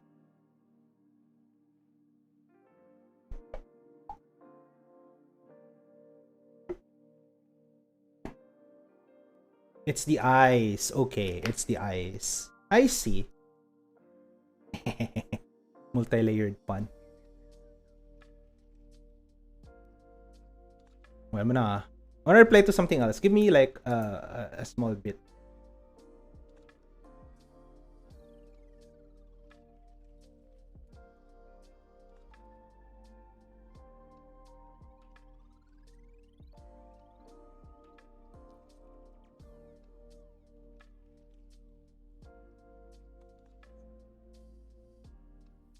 Oh, no, wait, hold on. No. No. Yeah, I agree, Miku. There is the concept of the character, the art communicating the character. Unfortunately, this is how we get tropes and stereotypes, but if we're able to differentiate entertainment from reality, because this is very stereotypical thinking. If you think somebody has that has the face of a gentle person is automatically gentle, that's very stereotypical. We don't want that. But in terms of entertainment, it's true, tropes and stereotypes exist because it's a way for writers, authors, game developers, directors, it's their way of shortcutting, right? Skipping the time for you to learn the personality of the character, for you to know the personality of the character, if that makes sense. Right? Like we're yeah, it's a shorthand, psychological shorthand. Exactly, Blanc. That's correct. And we need this because entertainment media, because of so much happening right now, so many different entertainment media, from anime to movies to games to everything in between. Game developers, writers, authors, producers, they need this tool to capture you immediately. So they would have stereotypes, unfortunately. Why did we fall down this rabbit hole? Well, it's the sensei stream. This is what happens when I have nothing to do and I want to do something. We do this analysis. You're learning, Chloe. This will be important for you too. You're gonna work in the game industry soon, right? You're working in the game industry very soon, if not already. These things are things that you may want to consider. I mean, yeah, like I said, no, as long as you're able to distance your stereotypical views on entertainment and actual reality, as long as there's that separate, this really exists, yeah? It's still my main driving force, but you really can't do anything about first impression. Yeah, I agree, Miku. The first impression is what captures you, what gets you to sit down and play. And then, the cool thing is, and I think more authors should do this, the cool thing is, and I really, really, really like it when media does this, they use the stereotypes to subvert your expectation, right? Suddenly there's a shift. And if the shift was done cleverly, not just a shock value shift, but there were already signs from the very beginning. It's just they haven't shown us the full heel turn or face turn yet, right? And it makes sense when the subversion happens. It's really cool because you see effort done in terms of character development. It's not a static character. And we see Gap Moe too, right? Gap Moe situation. This is how I design my future gacha game. It has a bunch of people for their favorite characters and make their perfect character.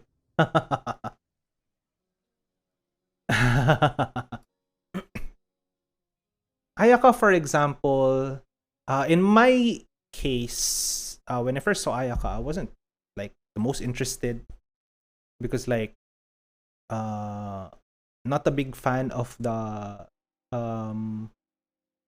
what's the term for that? I might be misremembering. The princess, Japanese princess type characters, especially with the haircut and all of that. I used to be, but somehow because I might, what we like, what prefer also evolves. Hime, right? The Hime appearance. Yeah. Not a big fan of that. But then, because it was so cleverly done, the storytelling and everything, they leveraged that was my expectation, but this is actually her story. And I just ended up liking her. See, that's an example I would think of something that, you cleverly make use of these tropes to make you like the characters even more. You immediately like Al because of torso. But Chloe, you also play a lot of gacha games, right? Not Chloe, sorry. It ended up like we're calling you out again. But you play a lot of gacha games, right? Not just Genshin and Tears of Themis. You play other gacha games, no? Do you? Or maybe in the past you've played them? Nahida looks like a happy child, but now you want to burn down the academia. That's another thing, right? That's also very cool. Nukarni and other, yeah. So what we're figuring out now, I think really applies to you, Chloe, that means.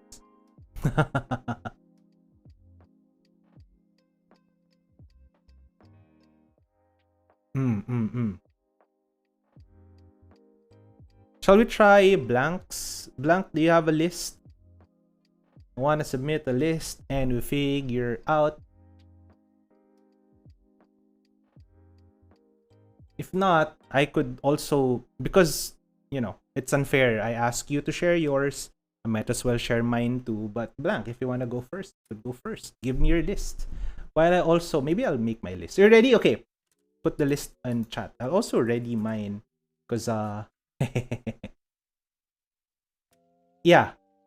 Ekphrasis is the fellow. Yeah. There you go. Whoa, that's a long list. I'll see if I can grab all of them. But, more data points means probably better predictions. But also higher chance of overfitting. Surter Enjoyer. Ooh. Also, if you type hi in chat, the bot will also say hi to you. Hey! Hello, Grumsh. How are you?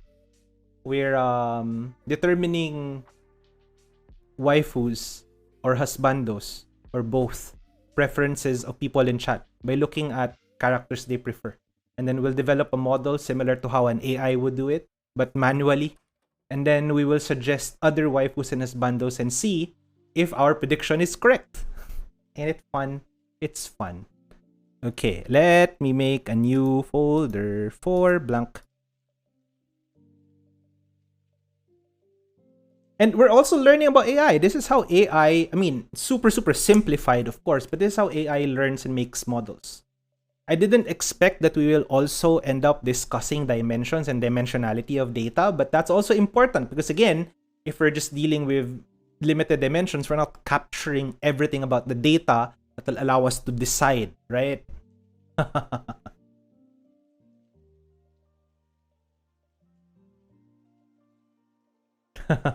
Wait, let me retrieve the pictures. Katawa Sojo. Hanako Ikizawa. Katawa shoujo. Okay. Oh, does she really have like only half her face? I think I have an idea if it's blank though. Disclaimer. I also know blank like off stream. So I think I have an idea just from the first person in the list. But we'll see.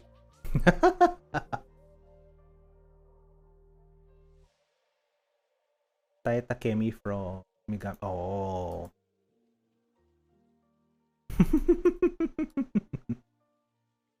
See, just these two plus what I know of you. I have an idea. Also, Hu Tao. Obviously Hu Tao. Kind of obvious that Hu Tao will be here.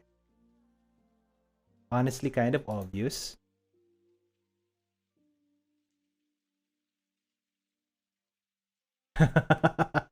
Honestly, kind of obvious that Hu Tao will be here. Azura of Fire Emblem. Okay.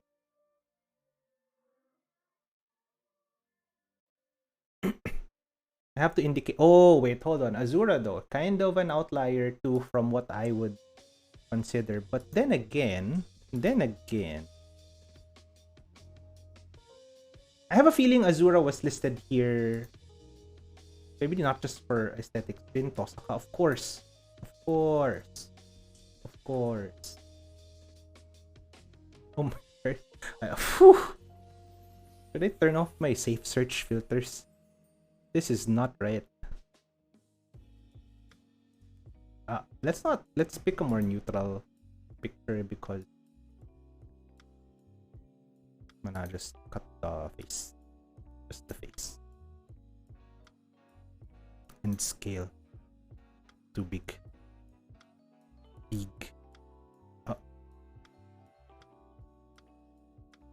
Hey yo, not that.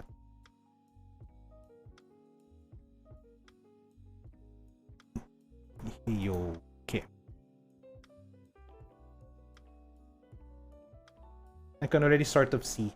Although there's already one that's needy steamer overload. But I also have something to say anyway, so okay. See, there's already a pattern sort of emerging. I'm seeing it. Oh no, DDLC. Okay, anyway, I'll just look for the picture. I knew it.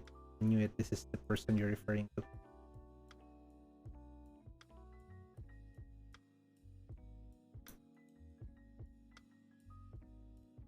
Ayan. I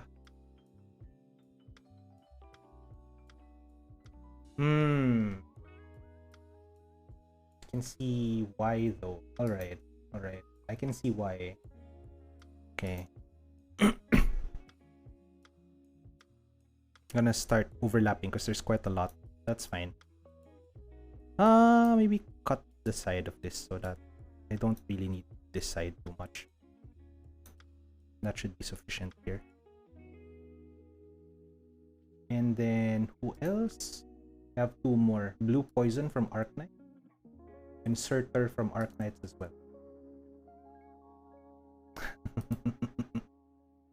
Okay. Okay, and then one last is Surtur.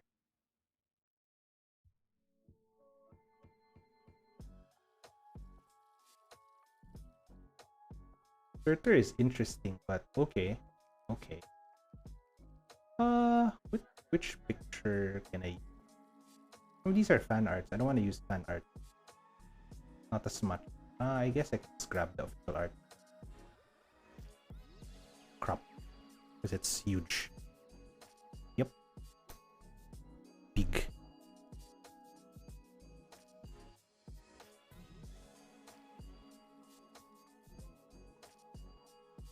Nope.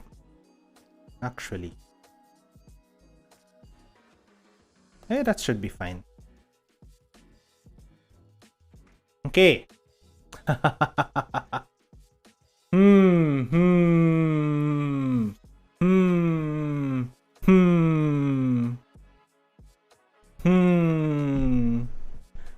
Safe search is on, don't worry. It's fine, it's fine. Well, no, it was... I don't know if it was off or on or whatever, but I did see something questionable, so I just didn't take it. No, you know what? I think I know. Like right off the bat. But let's go about it the long-winded way, okay? Let's go about it the long-winded way. Starting with... Okay, so I'm gonna cluster them first. Because there is a cluster that's forming here. So this... We combine with this. These are all in the same cluster. And then the needy girlfriend, the needy streamer also should be here. And then, where is... This character should also be here. Let me crop the side a little bit because then we won't be able to see what's underneath. Crop the side like that. It should also be in this cluster. I don't think Rin is in the cluster, but probably like somewhere in the bridge, like a bridge. Where's the needy streamer picture? Is it this one? No? Nope. Where is it? This one? Nope. This one? Nope. This one? Nope. This one. Okay. Cut the bottom half as well because I need more space. And then I would say Rin is more like here in the middle almost. And then the DDLC character is somewhere here as well. Where the heck is Rin? But go on top. Here, there I go. And Hu Tao also belongs here in this cluster almost. And then these two are a cluster of their own, but they're not too far from each other. And then the last character is an unknown, but I have a feeling that she's more like this. So this is how I would arrange them. Do you see it? Miko, I think, sort of got it. So I think it's not all purely aesthetics at play here. It's not all purely aesthetics, but I can see that maybe Blank likes the mysterious, likes the mysterious waifus, like an air of mystery, an air of the unknown, which kind of fits because kind of fits also because I think Blank does like the mystery. Yeah, Kuryuki Hime? Yeah, from what is the name of this anime? Oh my gosh, I like this anime. Axel World? 100%. I have 100% confidence that Kuryuki Hime from Axel World also is 100%. Tell me if I'm wrong, Blank. Oops. 100% confidence. 100%, no? Am I wrong? Ah, why can't I write? There you go.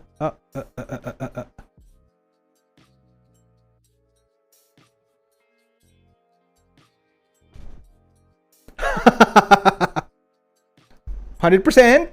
Am I wrong? Kaguya-sama. Kaguya probably not so much though. Kaguya lets out too much of herself, I think. I think Blank likes mystery, you know? Like, I don't know everything about you and I want to figure out. Maybe not even figure out. I just don't like it if everything about you is shown. And Kaguya, the problem with Kaguya is she's... Despite in story, she wants to hide herself.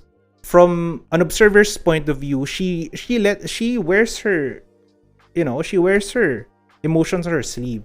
So I don't think Kaguya falls under here. Shana? From Shakugan no Shana? Pre-story Kaguya. Ino, see? See? Ino is the secretary, right? Am I remembering correctly? Yeah, because... Ah, see, the secretary. Ah. Easy guess. I would, yeah. It's hard to explain, but I think you're getting the point, right? Ino also hides a lot about herself even from the person watching. So, in Kaguya's case, even though in story she hides her motives from Miyuki, right? We know how she thinks because from an observer's point of view, she is an open book. Unlike Ino, for example, because the story is focused more on Kaguya, we know less of Ino, and I think she hides a lot about herself too. There's more mystery. Yeah?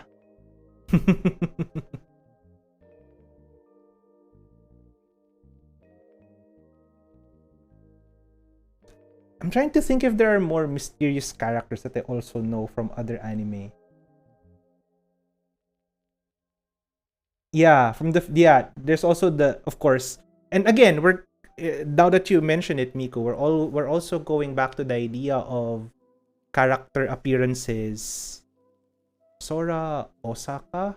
Where is this from? So going back to the idea of character appearances often communicate their character. And it's inevitable because again, we need these psychological... Oh! 80% for me. But I think... Oops. Oh no! There's a copyright.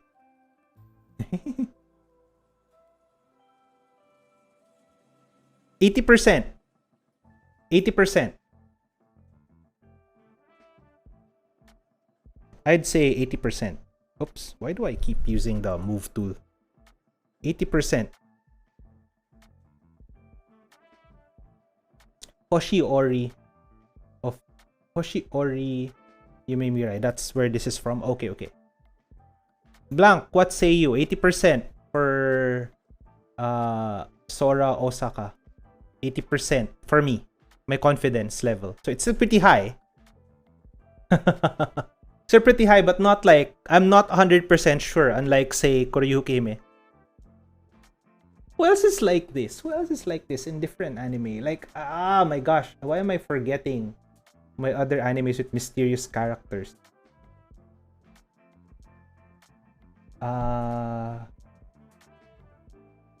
also has the look of mystery. Nozomi from Love Live? Nozomi from Love Live? I say Nozomi from Love Live also gets like a solid 80 to 90%. Nozomi from Love Live. Is that too old of an anime? Yuki Nagato from... Oh, of course! I have a Yuki Nagato Figma as well. Of course. Why did I forget? Yuki Nagato, of course. From Haruhi, yeah.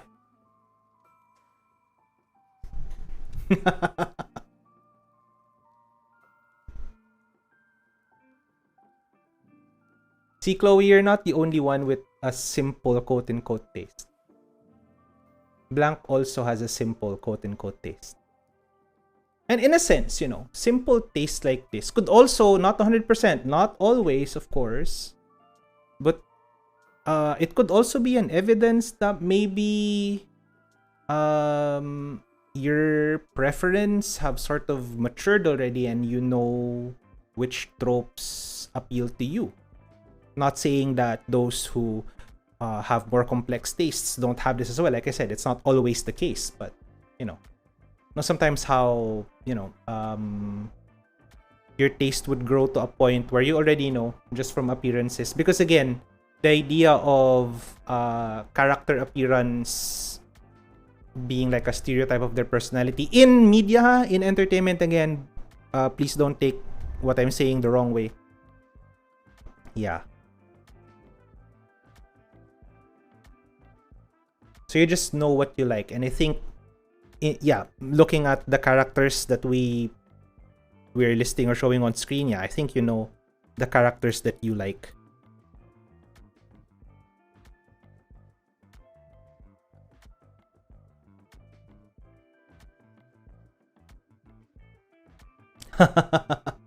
You're all getting Chainsaw Man ads. I think I was also getting lots of Chainsaw Man ads when I would watch other streamers. So I think that's the in thing nowadays.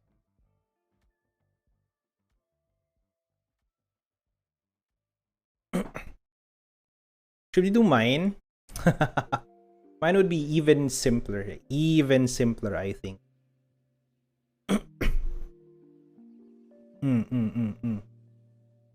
Maybe Rei Ayanami from Evangelion might also fall under what Blank would like. What say you, Blank? Rei Ayanami from Evangelion? You already know who that is, right? I don't need to show that to you. I'm not that old. You know Evangelion?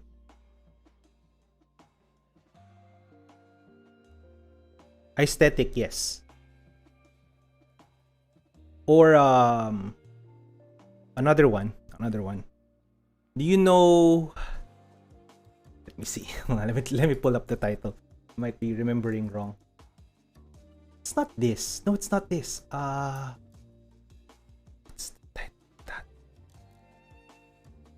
It's that anime where man, where the main character, when first introduced, she had this helmet on her and she's escaping from a facility and she's like killing everyone on her way. Like she's killing everyone as she's escaping and she's using like telekinesis to like brutally murder these guards. And then Elfen Lied, yeah, that one. The main character, the lady from Elfen Lied. What's her name? Lucy Kaede or New, that's what Google is telling me. What say you, Blank? Main character from Elfen Lied. Lucy, yes. Will you also neither confirm nor deny? I'm almost like 90 to 100% certain. Although she might fall under the camp of Rey as well, where it might be airing too much na. Like a little too much. Can you concede? What do you mean? Did we figure you out? Did you figure your type out?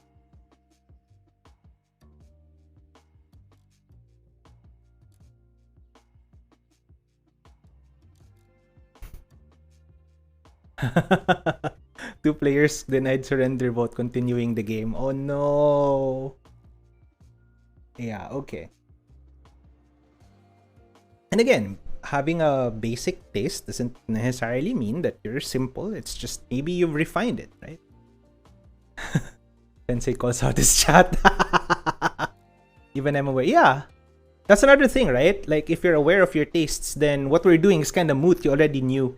No need to like super discover. But it's nice to, discover at least, right? Sensei exposes his chat based on their waifus or husbandos. Yeah.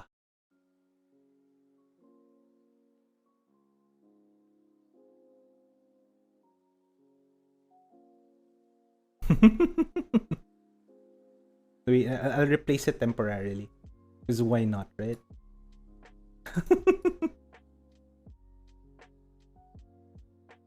Can I actually do that? Wait, hold on. Let me see if I could.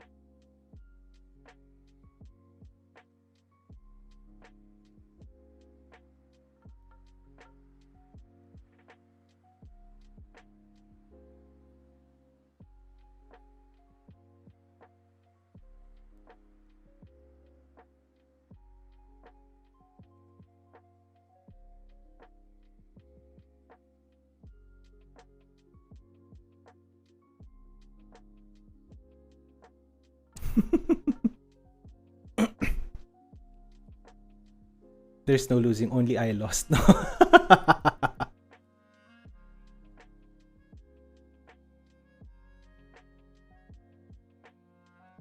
I could play that game too. Mine is rather simple. Do you want to volunteer now?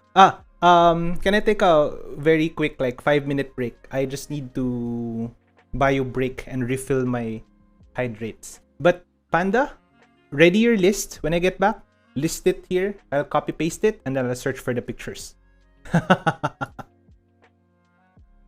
And yeah, Blank, in your case, like for example, like I said, that's why these two are more on this side, and also this other character here at the bottom is also more here. It's because I think there really is a personality aspect in all of these. Like for example, the DDLC character,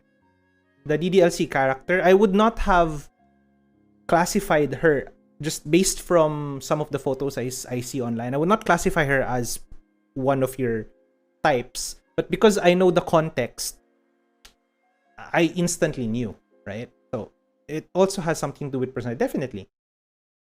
Wait, I'll be back. Give me 5 minutes. I will just refill my water and bio break, and then I'll be back. And then Panda, ready your list. So we'll see yours, and afterwards I'll do mine because it's only fair, right? It's only fair.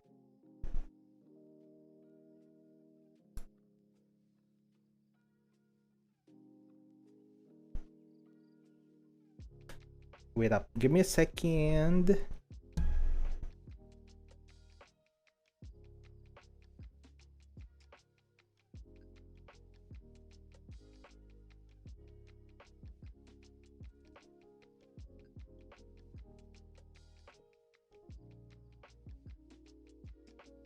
Yeah, I'll be right back.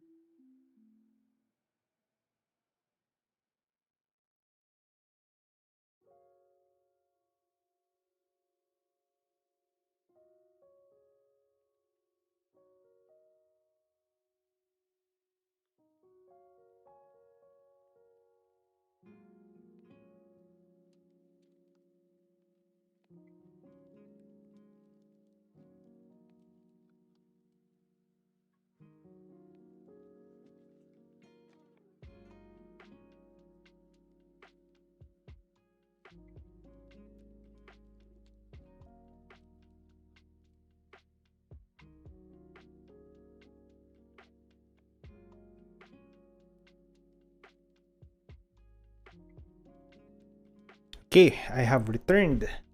Let me pull up. Let's go back to the lecture. You know what, Miku?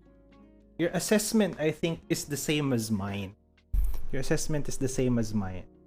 Looking at Panda's list, a lot of these characters have either royalty or class, or I won't even say class. It's more of like royalty or authority, like authoritative figures or royalty figures.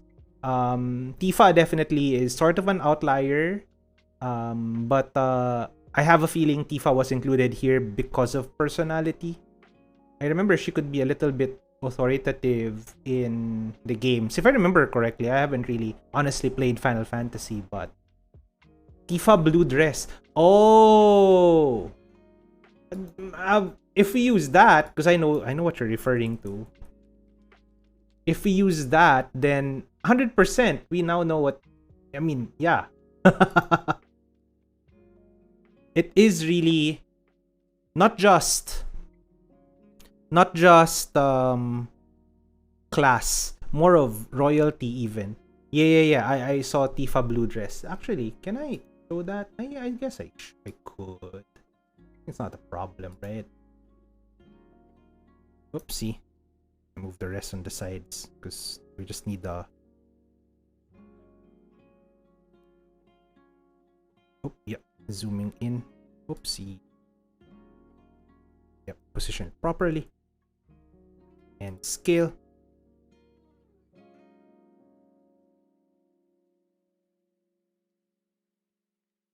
Yeah, so even more so, right? So I think Tifa mostly because she's surprised when I first saw her. I see. So I think it's kind of almost clear cut. It's really you like the aesthetics of authority or royalty, I think. So it's not just because most of these tend to also be, I would imagine, because I don't know the rest, right? I don't know the rest, but Tifa definitely falls under this camp. I think this lady from Persona also falls under this camp, the red-haired lady. I don't know the rest because I don't know. I haven't played their games or watched the anime that they belong in. But also when when people have authority or royalty, they tend to be very strong characters as well, like very strongly written, very very assertive. So maybe you also like assertive characters, Panda. That's like the most PG way of saying no, I'm not gonna say. But you like them assertive, don't you? Don't you? Mitsuru from where? Did I not include Mitsuru already? Mitsuru is here. Oh, okay. You're referring to the character I was selecting. Okay. Hey, that's it. PG way of saying yeah. Yeah. Ara indeed. But ara doesn't automatically mean authority or royalty. So, but they tend to also be that. So maybe.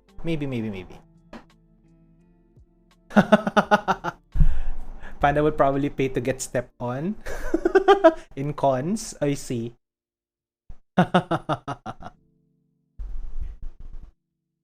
Respect. I respect that. I respect that you have that type.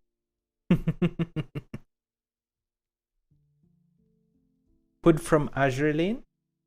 Hood. Do we have? No, I don't think we have Hood from Azure Lane here. May I look up Hood Azure.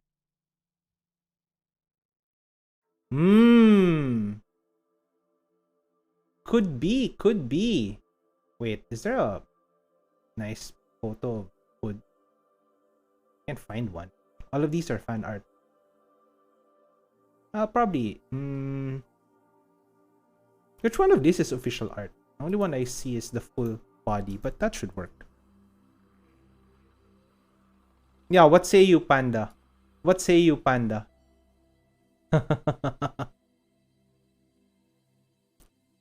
I would say like 80% to 90% that Hood is probably somebody you might like just from aesthetics alone.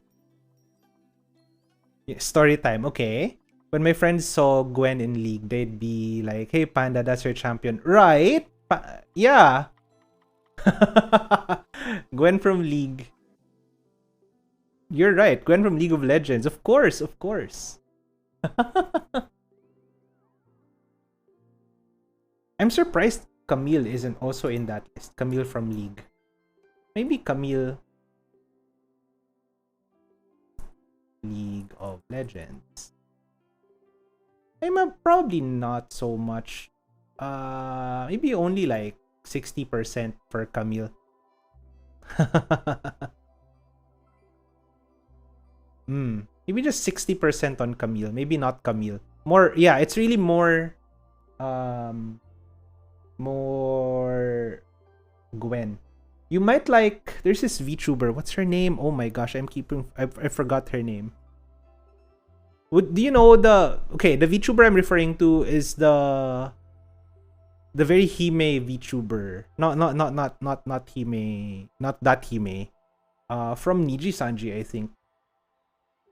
Noble Onisan Energy. Yup, right? What's her name? The one who keeps going Desua. She's from Niji, I think. Niji Sanji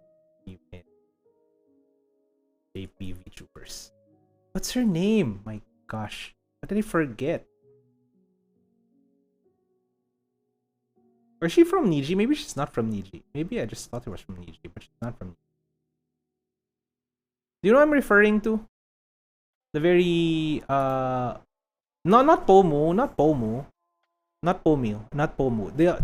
The one who always goes Deswa and at the end of her sentences.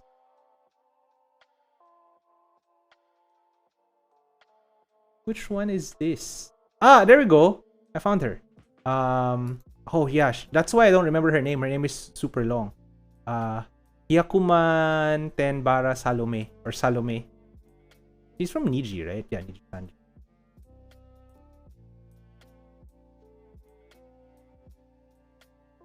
Yeah. Salome, yeah. What's say she is crazy though. She's fun in that way. She's kind of crazy.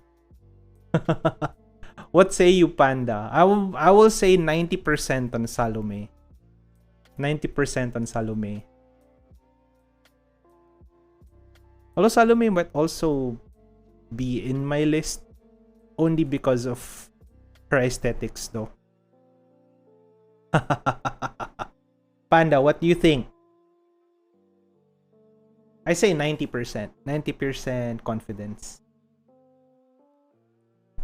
Oh, dentist is texting me again. I'm gonna check what the dentist said. Okay. Okay.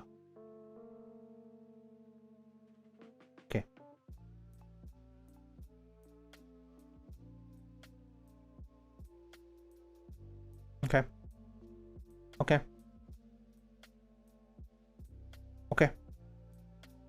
Okay. Okay. I just read through the reminders. Not really like the crazy type, like Minerva Fairy Tail. Okay. Maybe we should not have revealed the fact that Salome is kind of crazy. Just from appearances alone. I know, right? Oh, so it's the aesthetics. She is crazy though. She is kind of crazy. Also from...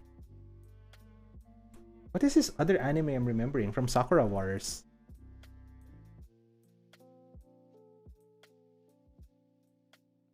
I forgot her name. Damn. Sakura Wars is one of my favorite anime. I forgot the name of the purple lady. Probably not so much pala, now that I'm looking at her picture.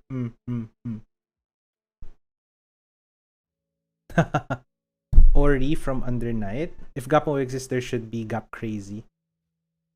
So let me put the camera through her. Why? She is crazy, isn't she? She's very crazy. Chaotic energy. Oh. Yeah. Yeah, only further emphasizes how you like the almost royalty like appearance. Royalty or authority looking. Yeah, yup. Trying to remember other characters that's like this. Ayaka is kind of like this. Surprised you didn't include Ayaka in your list. Ayaka or maybe Jean. Jean as well. Would you put Jean here too or no? Jean or Ayaka? From Genshin, of course. Planning to main who? Or Ningguang? Ningguang, I don't know why Ningguang doesn't instantly come to mind. Maybe because Ningguang has a different aesthetic. It really is more Ayaka or Jean. Yeah, see? It's really more of Ayaka or Jean. Yep. Ningguang also has the authority, but her appearance is a bit different. Like, more of Eastern authority, if that makes sense. Sorry, I'm kind of stereotyping here. It's really more of the Jean.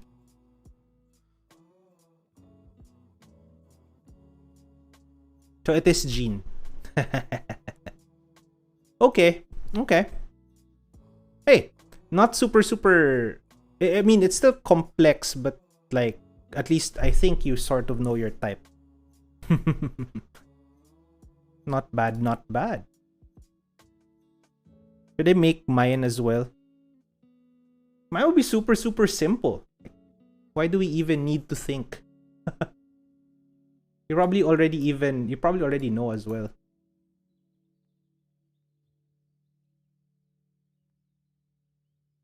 But maybe okay, I'll build mine. But what I will do, Beatrice and Margaret has the same JPV as Ningguang. Oh, interesting. Oh, so Ningguang also falls. Okay, interesting. Okay. I mean,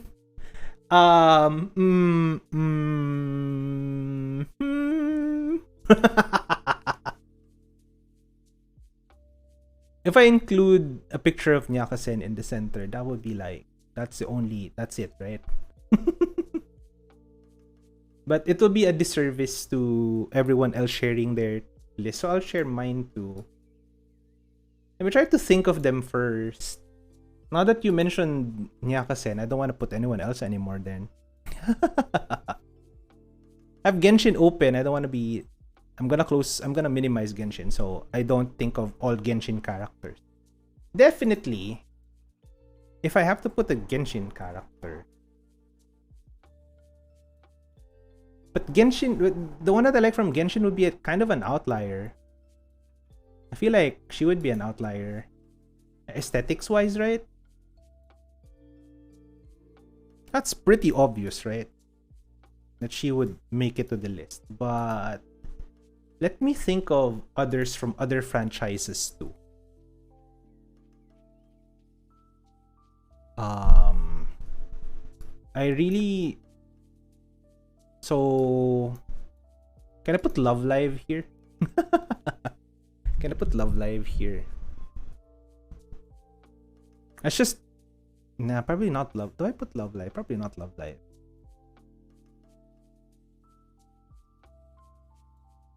Uncle, I didn't have a memory of a Goldfish. Probably could have added more anime character. I know, right? Same with me now that I'm thinking. Kind of hard to... Oh.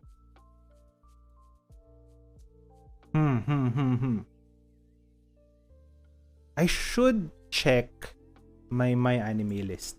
I'm gonna check my list. I'm gonna go through each one and see if I have a best girl in each. Do I still remember my login credentials though for my mall? I think I used... Wait, hold up. I remember my login credentials for mall. I don't remember. I'm gonna check my anime list. This is the easiest way to do things. Anime list. How do I view my anime list? Ah, there you go. It just took a while to load. Oh, I did watch Kobayashi. I'm gonna lower my score for that.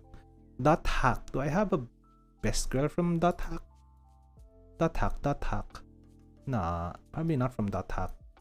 Axel World. Do I have a best girl from Axel World? Honestly, probably not. I would say, nah, not even Kuroyuki Hime. Parang, no, probably not Axel World. Not Axel World. Wait, hold up. Yeah, I was gonna say.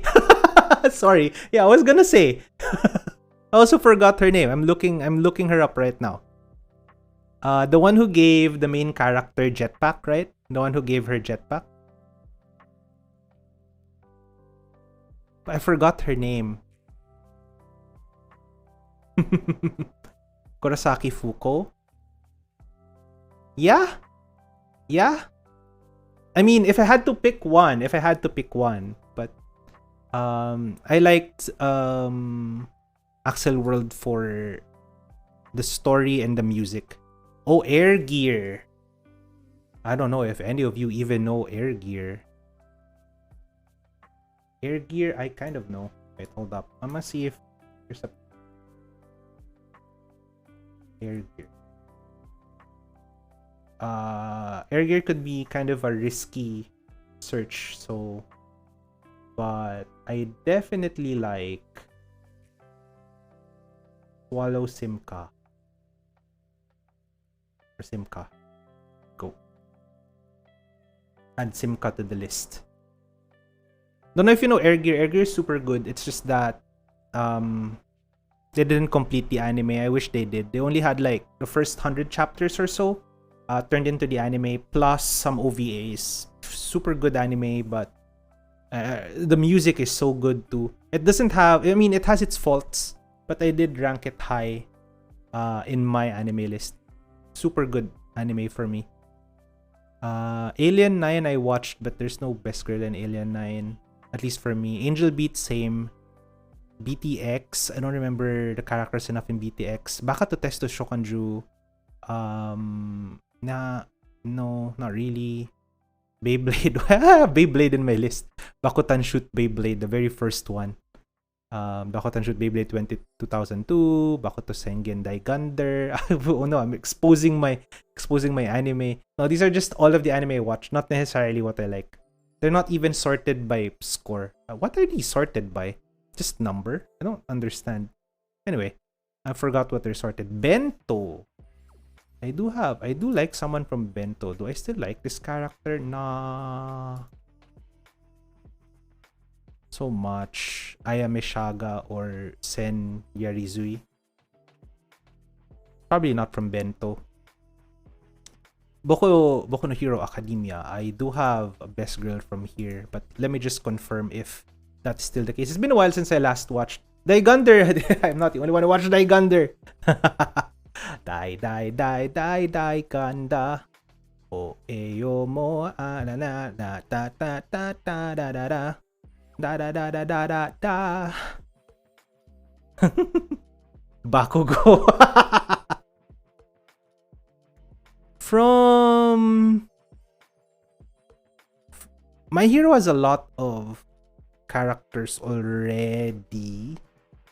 Jiro used to be, I think is Jiro Kyoka. I think she still is.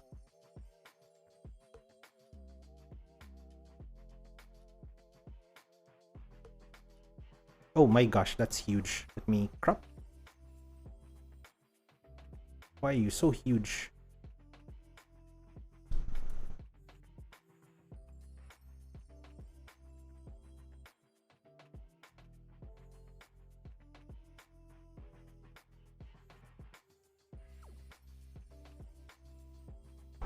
Then, is there anyone else from My Hero? I'm gonna check. Check. It tuned into Daigander and Animax. I know, right? That's the same reason I watched Daigander. And it's surprisingly good.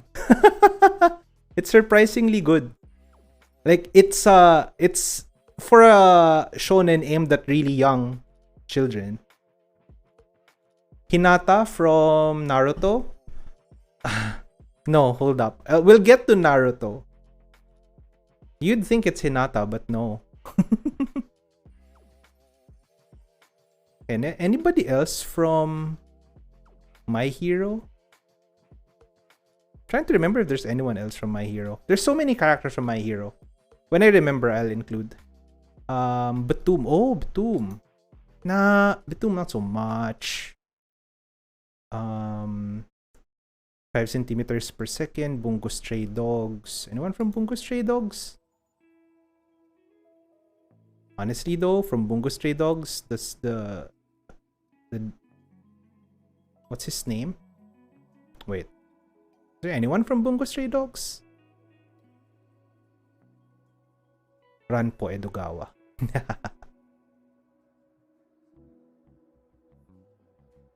It's Tenten from Naruto. Nah. We'll get there, but spoiler, from Naruto, it's Temari. Temari is my absolute favorite female character from Naruto.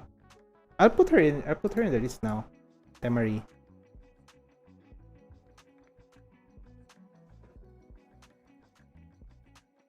Temari. What else? Who else? Chihaya Furu, Chobits, Voltes 5, Code Geass. I don't like. Cyborg 009, Danshi Kokusei no Nichijo. By the way, good anime. You may want to watch that. It's really funny. Danshi Kokusei no Nichijo. Danshi Kokusei no Nichijo. Digimon Adventure. From Digimon, is there anyone from Digimon? Even the latter Digimons here. I just like the music of Digimon, honestly.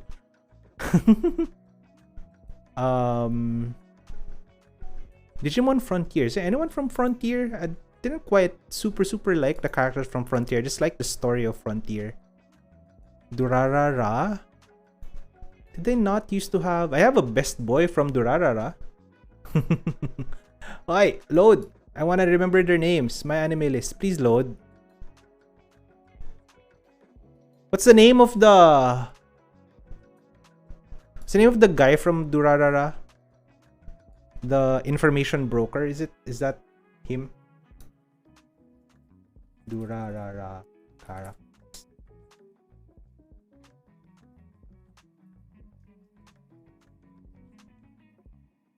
Do I include dudes? Of course I can include dudes, right? I'll include the dudes.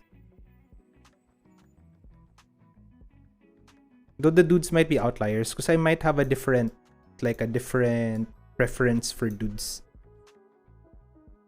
Evangelion is definitely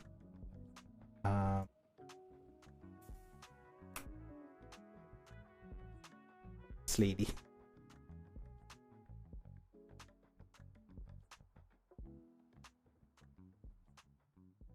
I know, she's not from the original Evangelion, but she is technically part of the canon now, so. X-Driver. Wow, such an old anime, X-Driver. Furikuri. Do I care enough about Furikuri?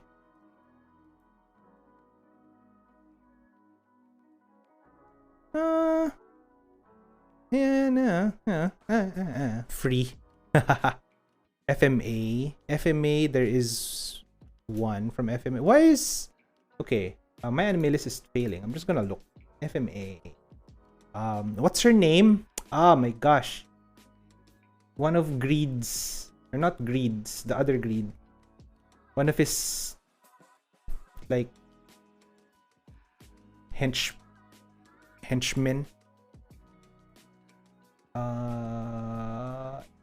From the city of Qing. I forgot her name. Lan Fan. There we go. Lan Fan. Lan Fan.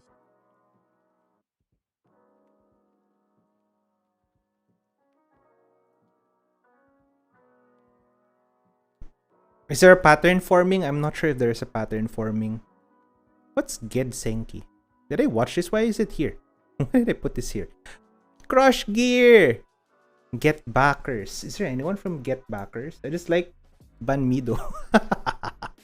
GTO. GTO also good anime. I ranked it. I gave it a 10. I'll probably still keep a 10 for that. Guilty Crown. There is a character I do like for Guilty Crown. Well, really? Not so much. It's fine. Gundam Build Fighters, Hibike Euphonium. Oh, for a while, Hibike Euphonium, there was one. What's her name? This one.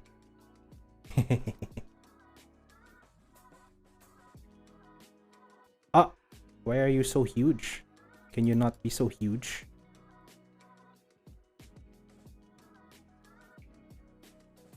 I don't know if a pattern is emerging. I was simpler than this. It's probably because I'm adding too much data. That's why it's appearing more complex. It's probably not as complex as what this is letting on.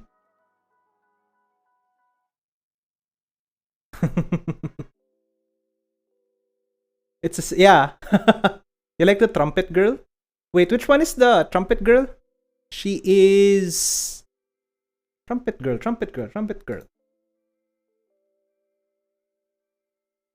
Which one is that? Ah, okay. Yeah. Would have been my choice too, but then, yeah, no.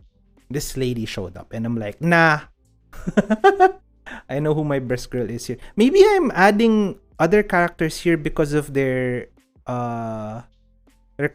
character, not just their appearance. I'll get rid of the others. I'll remove the others. Because some of them are more personality based. Oh, because you also used to play the trumpet. Cool. Oh, Masotan. I did watch Masotan. Hoshi no Koe. Innocence. Wait, what Innocence? Which one is this? A movie? I watched that. Ghost in the Shell. Is that Ghost in the Shell? What is this? Oh, is this Bofuri? Is this Bofuri? Yeah, it is Bofuri.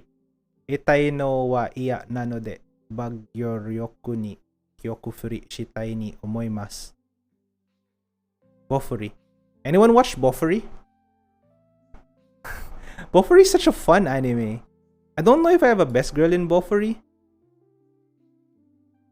I might have, but I think I only have a best girl in Bofuri because of appearance. And yeah, I think if I were to include the character here just based from appearance, it has to be this character.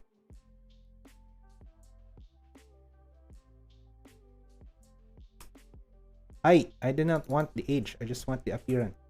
I just want an image.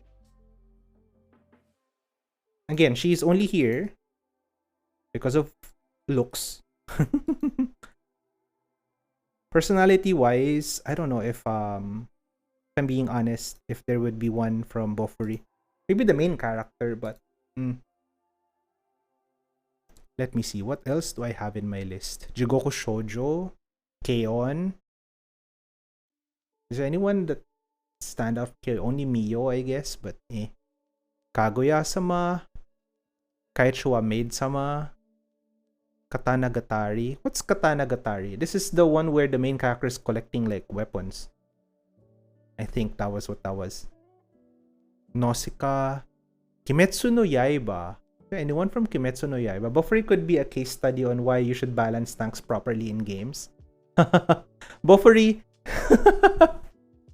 Misery in Bofuri. Okay, I'm gonna switch for that in a different browser. Misery Bofuri. Which one is she? Flame Guild Emperor. Oh, what? This is oh.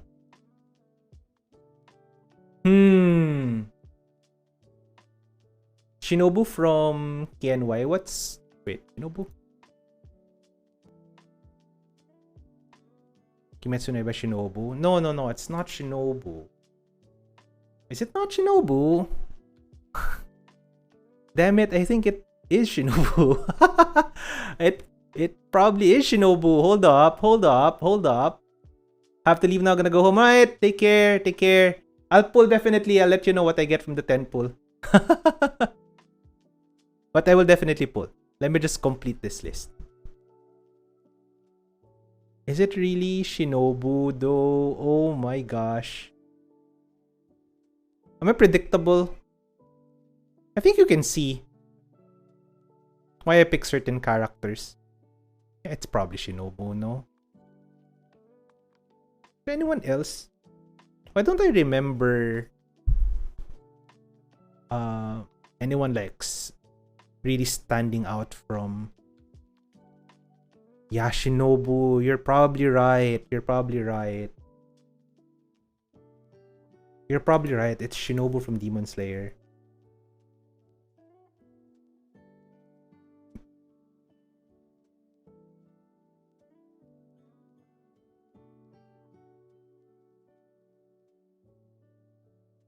I think it's getting more and more clear that there is a pattern. Shinobu. Let me remove Lanfan because Lanfan I think is more of a personality thing than anything else. So let me start removing. Yelan also aesthetic. Simka definitely. Jiro I think is more personality. Temari is the same. Yeah, Temari is the same. I'll keep that. I'll keep her as well. Shinobu I'll keep as well. I'll keep from Eva as well, yep. And then probably move Lanfan. And the rest is really just because of appearance. He moved these people. I think you can see. I think just from this sample. You understood the lesson well. You know who to recommend. I know, right? See? See? It works. Experiential teaching works. What other anime have I watched? Let me see. Kimi no Nawa. Don't remember too much. Kino no Tabi. I only watched a little bit of that. Zenki. Wow, Zenki. Really old. Konosubashi. Konosuba. Of course, Konosuba. Wait, hold up. But then Konosuba, it's kind of hard to like... You already know who, right? If it's from Konosuba. But then, it's really hard to...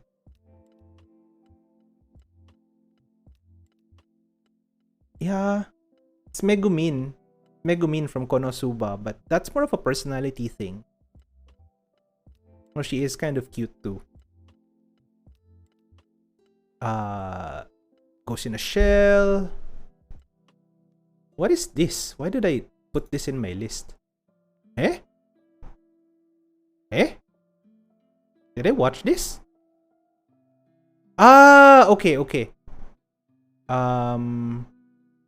Tales of the Whales Calves? No. This has a different title in Netflix. I don't remember it so much anymore though. Kuroko no Basuke. Kuroko no Basuke.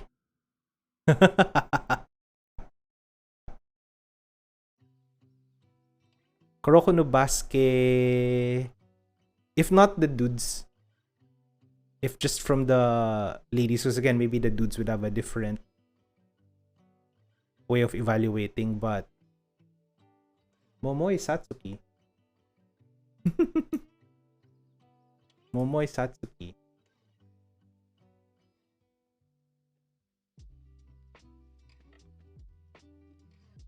I mean, yeah?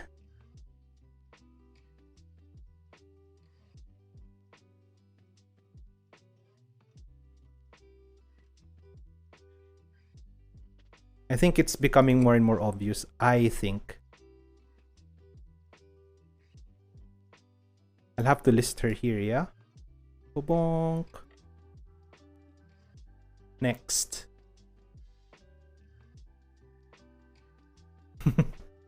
Manager lady from Haikyuu. What's her name? Because I haven't watched Haikyuu.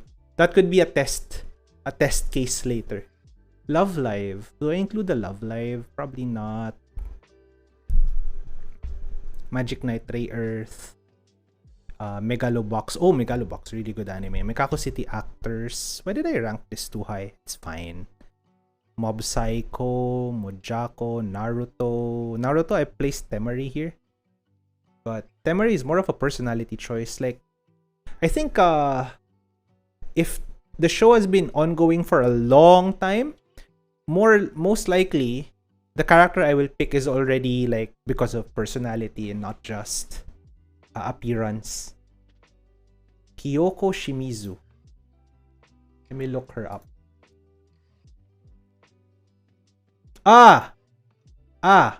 Yes. I remember her. Yes. Yup.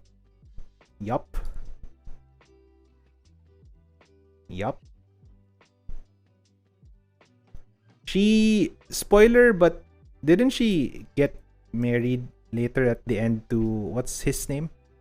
The bald guy. But this definitely.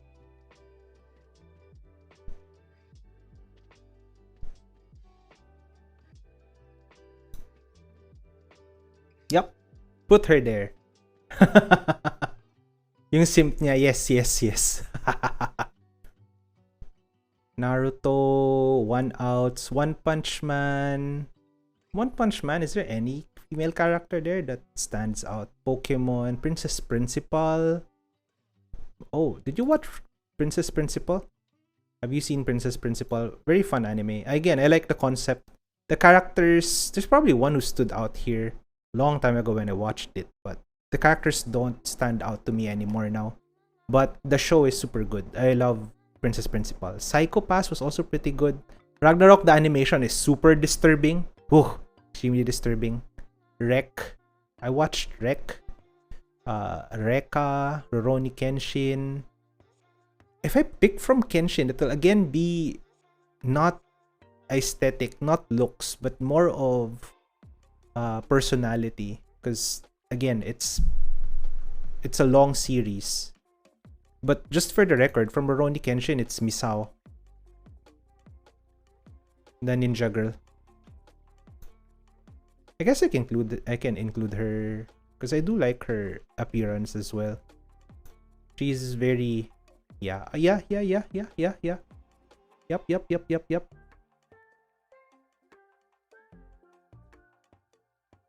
How can I transport from one to the other? From one machine to the other. I guess through Discord, huh?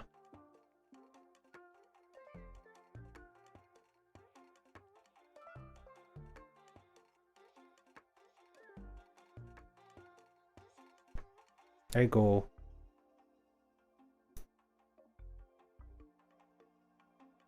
I think I've listed enough, don't I? Wait, I'm just gonna go through my list and see if there's anyone else. Sakura Taisen, Shaman King, Shingeki no Kyojin, Shokugeki. Oh, Shokugeki no Soma, of course. Shokugeki no Soma. It's a long-standing show, but for some reason, the best girl here, I like both her personality and appearance, but she might be a bit of an outlier. Wait, I'm gonna look for her name. For her.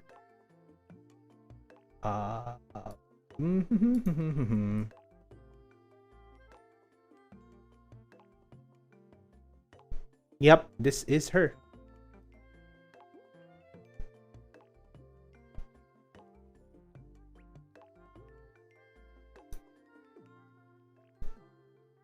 Ringo, former second seat. Sket Dance is also a good anime. Man, I'm just like walking down memory lane as I am checking the anime that I have watched. TNB, Ueki no Hosoku, Love Ueki, Yakitate Japan, Yowamushi Pedal. What are those marked with blue and what are those marked with yellow? I don't remember. Yu Yu Hakusho, Hakuzukin Cha-Cha, Bleach. From Bleach is Soifon. Do I include Soifon? I guess so.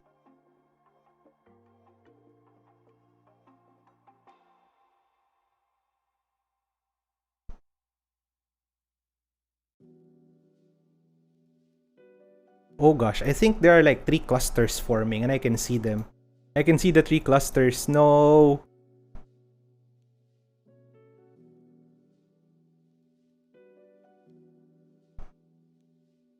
Put Soifon there.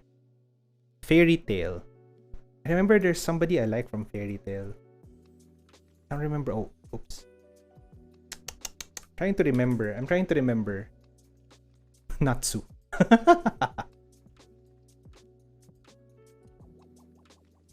Is it Urza Scarlet? Urza Scarlet from the main batch, definitely. Definitely is Urza from the main cast, but I've seen other characters and I know there's somebody else that I like. That's so hard to also tell because there's so many characters already in that show. Urza Scarlet, definitely.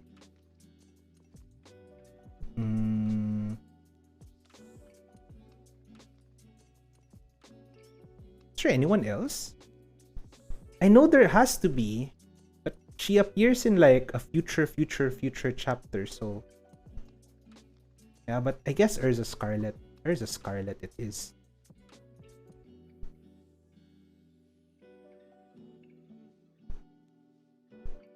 It's literally the same person. There is a pattern, see? It's literally the same. Okay, Galaxy Angels, Gate, Great Pretender, I haven't finished that. Hataraku Saibo, Ayate no Gotoko, Hunter x Hunter, Kiroro Gunso, Cabaneri, The Iron Fortress, Mawaru Penguin Drum. I want to watch this. I have to watch that again. Ranma Half, Pokemon, Sosei no Onmyoji, Tantei Gakuin Q, Hack Sign, Death Note, Blue Blink, Elfen Lied, Fate Stay Night, Flip Flappers, Hungry Heart, Wild Striker, Jikutante, Genshikun. What is this? Eh? Oh! It's Time Detective. It's Flint the Hammerhead. I remember that's a children's show. I have a lot of children's show in my list. Of course, the next one in the list is Kyokara Mao, which is definitely not. Ah, Chloe. If you haven't heard of Kyokara Mao, you may wanna check it out. Are you familiar with Kyokara Mao? You may wanna check it out. Mashin en Yuden Wataru. Kyokara Mao. Although it's all the characters are dudes because they have to be. I think they have to be. Yes, you should definitely check it out. Kyokara Mao. Let me type. Yeah, same, right? Same blank. Same. For reasons I also could not specify.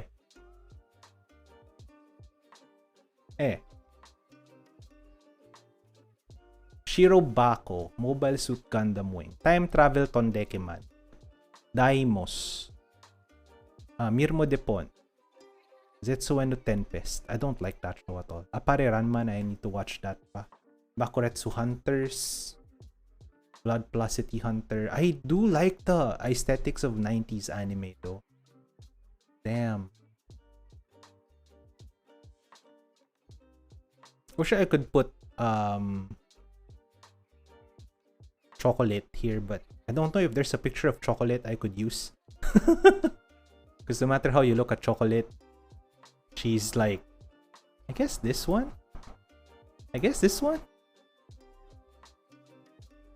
Oh my god. I copy pasted the wrong image. Oh no. Okay, let me explain Shiro Yuki.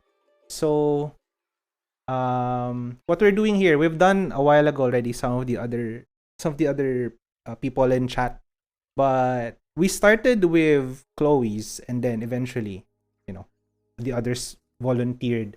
This might be last, this might be mine. What we're trying to do is using techniques similar to AI, how you feed data sets and stuff. Oh yeah, there is an ad, unfortunately, but we We're gonna feed data sets.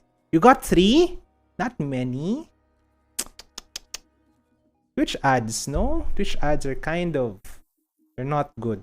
I'm gonna see if I'm still observing, so by end of the year, I think if the ads aren't getting me, because I have to be upfront about this. You want to be a little profitable about the streams as well, no? So if to brown-haired big torso man, hold on. So if the ads aren't giving me any value anyway, I'm gonna get rid of them. Because why not, right? If you're only bothered by them, you guys, I mean in chat, if you're bothered by them, I'm gonna get rid of them. Okay, so let me explain. So what we did was we went through pictures of characters that people in chat consider their husbandos or their waifus, right?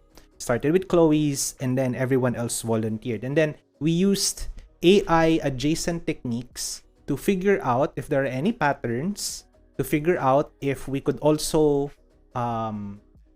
give suggestions, similar to how when you're training an AI model, you give it data, labeled data, whether, okay, this is waifu material, this is not, depending on a person, right?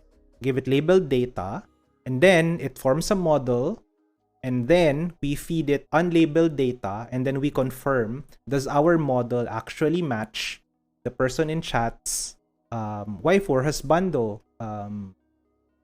standards, right? And of course, that's an oversimplification of how training an AI model would work. Definitely 100%. There's like a lot of math involved, but at least we get to see, you know, how these AI models work while also dealing with a topic that's, you know, adjacent to what we like. Did I explain it well? That's what we're doing here. So right now I'm doing mine because it's only fair. We've gone through like several people's waifus and husbando lists. So I'm going through mine. And then we're gonna apply the same process and see if there's any patterns emerging. And I think I can stop here. I think I've included enough. And I think, do you wanna also volunteer for yours? Maybe we'll do your model last after this. Sure, why not? Give me a list. Keep it short. I only had a lot here because I have on my anime list I'm looking through because I cannot remember who my best girls are. Kindly also try to limit it to best girls in terms of aesthetics, because one thing we also learned a while ago, right? One thing we also learned a while ago is, and this is also something that's prevalent in AI, if you also include personality and not just appearances, that's another dimension. And unfortunately, yeah, it can be more. Definitely, it has to be more than one. But if you include personality, not just appearances, it might be a bit difficult because we might not know who that character exactly is, right? So we might have difficulty there. So try to keep it to just appearances. I actually removed a lot of mine because they were more because of personality, not just appearance. So I think we can stop here. And I think it's kind of obvious, right? It's kind of obvious. There's, I think, 3 clusters that formed here. There's Yelan, Misao, and Soifan from Bleach. They're rocking the short hair. There's also another cluster. Simka, the manager from Kuroko, and Mari, the pink. Yes, just one. Yes, please, just one. So I can just copy paste it and I'm gonna put it in the screen. Mari, Momoy, and also a little bit Shinobu and the samurai lady from Bofuri. Kind of obvious. Pink and the purple. And we also have Tanaka and the manager from... Actually, there's probably 4 clusters. Tanaka and the manager From Haikyuu, right? It's the glasses. It's the glasses. And then, of course, there's a Scarlet and Ringo, which is just one person. You can put a Scarlet's face, and it would not change anything. It's the red hair. It's red, pink, glasses, short hair. If you can think of a character with short hair that's pink, also wears glasses, she might actually fall under what I would consider as best girl. And again, I can prepare a different list at a later time for best boys. I'm not against that, so I could do that in the future. But just from best girls, give me a character with short hair, pink, with glasses. Well, the short hair, not so important, but another trait. Oh, okay, what is it? What is it? What did you discover, Chloe? Look at this process of self-discovery that we are doing now. What did you find?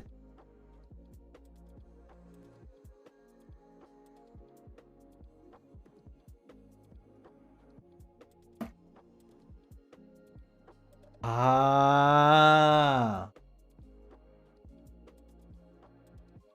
Like buff. Buff dudes.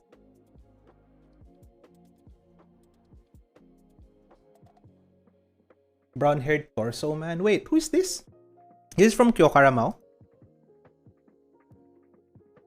Sure.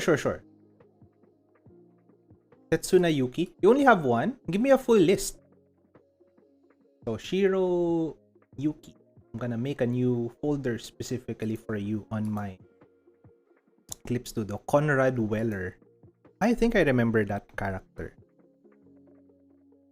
Okay. Let's make a new one for Shiro Yuki. And first in the list, Setsuna Yuki.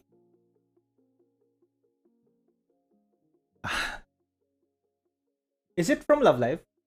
Is it from Love Live? Did I get it right? Setsuna Yuki from Love Live.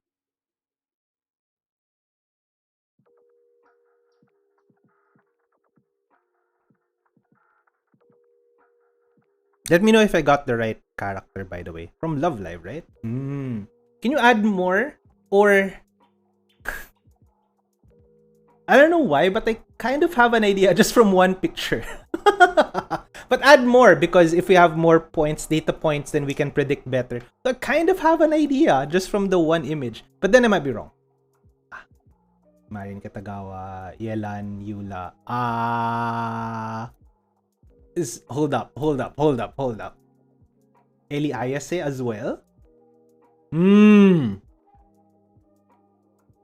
Okay. So my initial perception was kind of wrong, but that's good. This is what happens when you feed data to an AI model. It learns. It learns, right?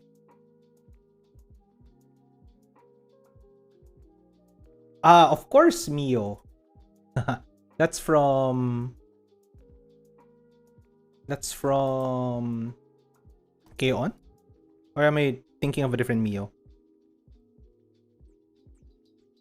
Yula as well.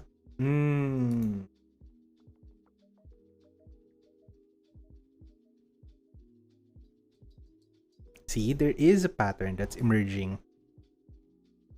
It's also hard to pinpoint though, but I see it. I see it, dude. I see it. It's just... Kokomi kind of an outlier here though, and the pattern that I'm thinking of. Kind of an outlier. Kokomi is... I wonder if you like... No, I think there are two clusters here. Because you also mentioned Eli Ayas. By the way, if I included Love Live, the best girls for me from Love Live would also reinforce what we could have concluded from what I listed.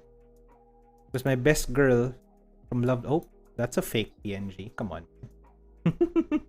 Fake PNGs.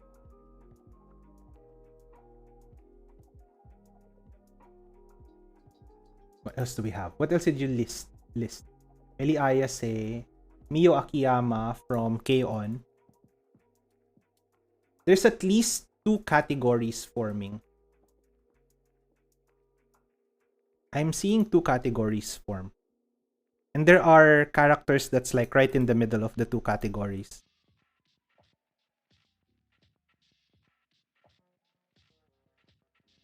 And then, who else did you list? Miku Nakano. Yes, Kokomi and Marin and also Ellie Ayase, same cluster. I wonder if you include Miku Nakano only because of personality and not straight aesthetics. But I'll include her too. I feel like you listed her more of for her. Okay. I think that's enough. But oh, very diverse, but I do see a pattern, but it is quite diverse. Let me scale this down. It's a little huge. Now, the side effect of this is you get to see your best girls, best boys, your waifus and husbandos on stream while I collect their pictures. Yoshiko Tsushima. Oh, Yoshiko, of course. Really? You like Yoshiko? Appearance-wise or even personality-wise? I have to admit, and sorry, I'll be a bit honest, I couldn't bear with Yoshiko. Oh, Sumire. Sumire also from Love Live.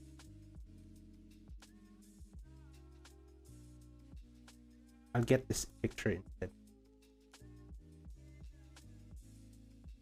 See? See what I mean? And I'm seeing a pattern though. Enrico Sakurauchi as well. Interesting. Okay, I did not complete what I was saying a while ago. Let me grab all of the characters first. Some of them kind of outliers. Definitely. Let me pick a smaller. I think this will work. Oh, I did say smaller image and I got a bigger one. Oh no. It's fine. Scale down.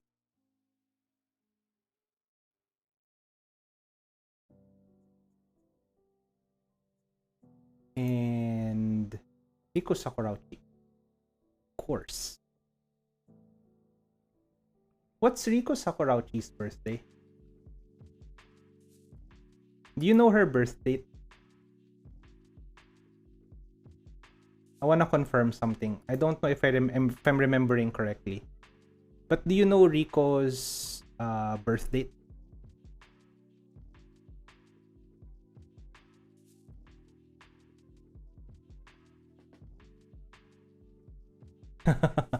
I'm confirming something because I'm trying to recall if my info is correct. Riko Sakurauchi.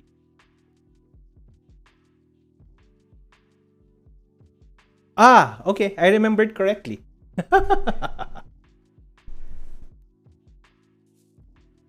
So I think I mentioned in chat before. I mentioned on stream before when my birthday is, and yeah, I share a birthday with Rico. It's for that reason why it's one of the reasons why I like Rico also from Sunshine, but my best girl from Sunshine, it has to be it's Joke. I forgot their names already. It's been so long, dude. You're making me walk down memory lane again. What's the name of It's Joke? What's her name again? I can't remember her name. Come on. I know this. Yeah, Mari O'Hara. There we go. I love her so much. And my best girl from Love Live, the first series, is Maki or Nozomi. One of those two. For Sunshine, it's Mari or Yo. Mari or Yo. In both shows, I had this one, the primary main girl, right? So in the first one, it's Maki, and then for the second, for Aqua, it's Yo. But then sometimes I think they're the most popular of the group anyway. So after watching the anime, I develop an affinity for another character, and it seems like there is also like a pattern. So Nozomi from the first series and then eventually marry for the second series. They're the characters that have like a not so easy childhood, I guess. They have problems. Anyway, looking at your list though, at first I thought I understood from the first character that you mentioned, right? So at first I thought, okay, I know just from the first. But then, interestingly, your second character kind of should be in a different cluster. So here's my assessment, right? You have at least 2 clusters forming here with some outliers. So this Mio is maybe Yelan too. They are, and also of course Yohane. You mentioned you named her Yoshiko in the list, that's why I didn't recognize her, but Yohane I would have definitely recognized. Yohane, they all belong in one cluster. They're all one cluster. We're almost like doing k-means analysis here. So if you're familiar with k-means, we're doing that sort of right now. We're laying them out. Although k-means, normally you lay them out in a 2D, 3D, or multiple dimension plane or multiple dimension space, and then you make your divisions. But because that would entail me moving the pictures around, it will take too much time. I'm just gonna do it like this. So it's almost like k-means clustering, what we're doing for you. And then you also have and Ellie and her also forming the same cluster. Maybe Kokomi could be included here too. And then, but what's interesting is somewhere in the middle,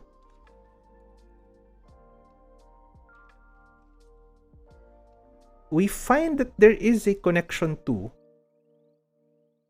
the other characters that you mentioned, although that connection is a little tenuous. Like, I'm oversimplifying this, but like, for example, Rico, the character from Persona, the character from Quintessential Quintuplets. That's right? This is from Quintessential Quintuplets, right? This character over here is from Quintessential Quintuplets, right? Oh, I think you can't see the arrow anymore. It's way too high. But this character is from Quintessential Quintuplet. They're not necessarily their own clusters, but they float somewhere in the middle of the first 2 clusters. To the point where, and this is just, of course, Yelan is, sorry Yelan, I forgot about you, but you're part of the green cluster. Or maybe also in the middle. Maybe Yelan also sort of floats in the middle as well. I almost think, and this might be wrong, correct me if I'm wrong, I'm probably wrong, I'm not 100% sure. But I almost think, like, the ones that I highlighted in green and the one I highlighted in pink are definite, like, waifus, no? Like, definitely. If I'm forcing you to tell me who your waifus are at gunpoint, these are the people you would mention.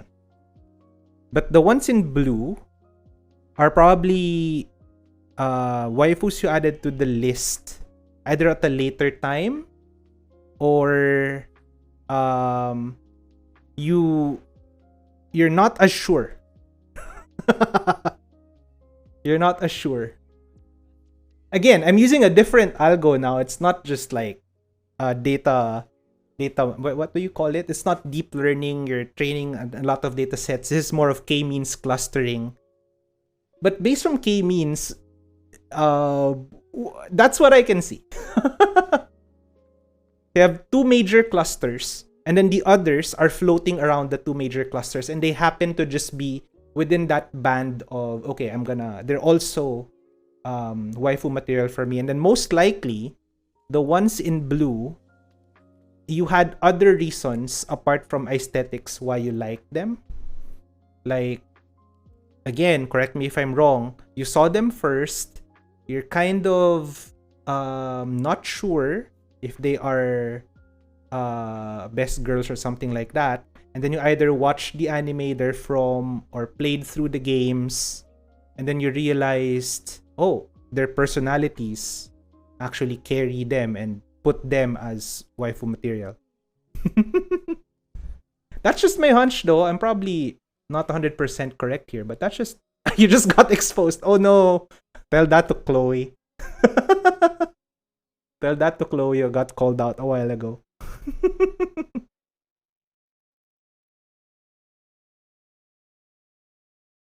But all I'm doing here, so we can conclude this madness that we did.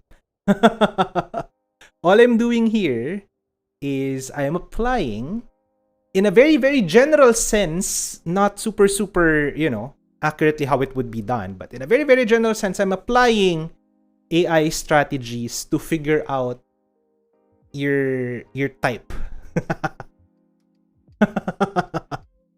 I'm not as successful from others, and it could be for a variety of reasons. Maybe that person's taste is just complex.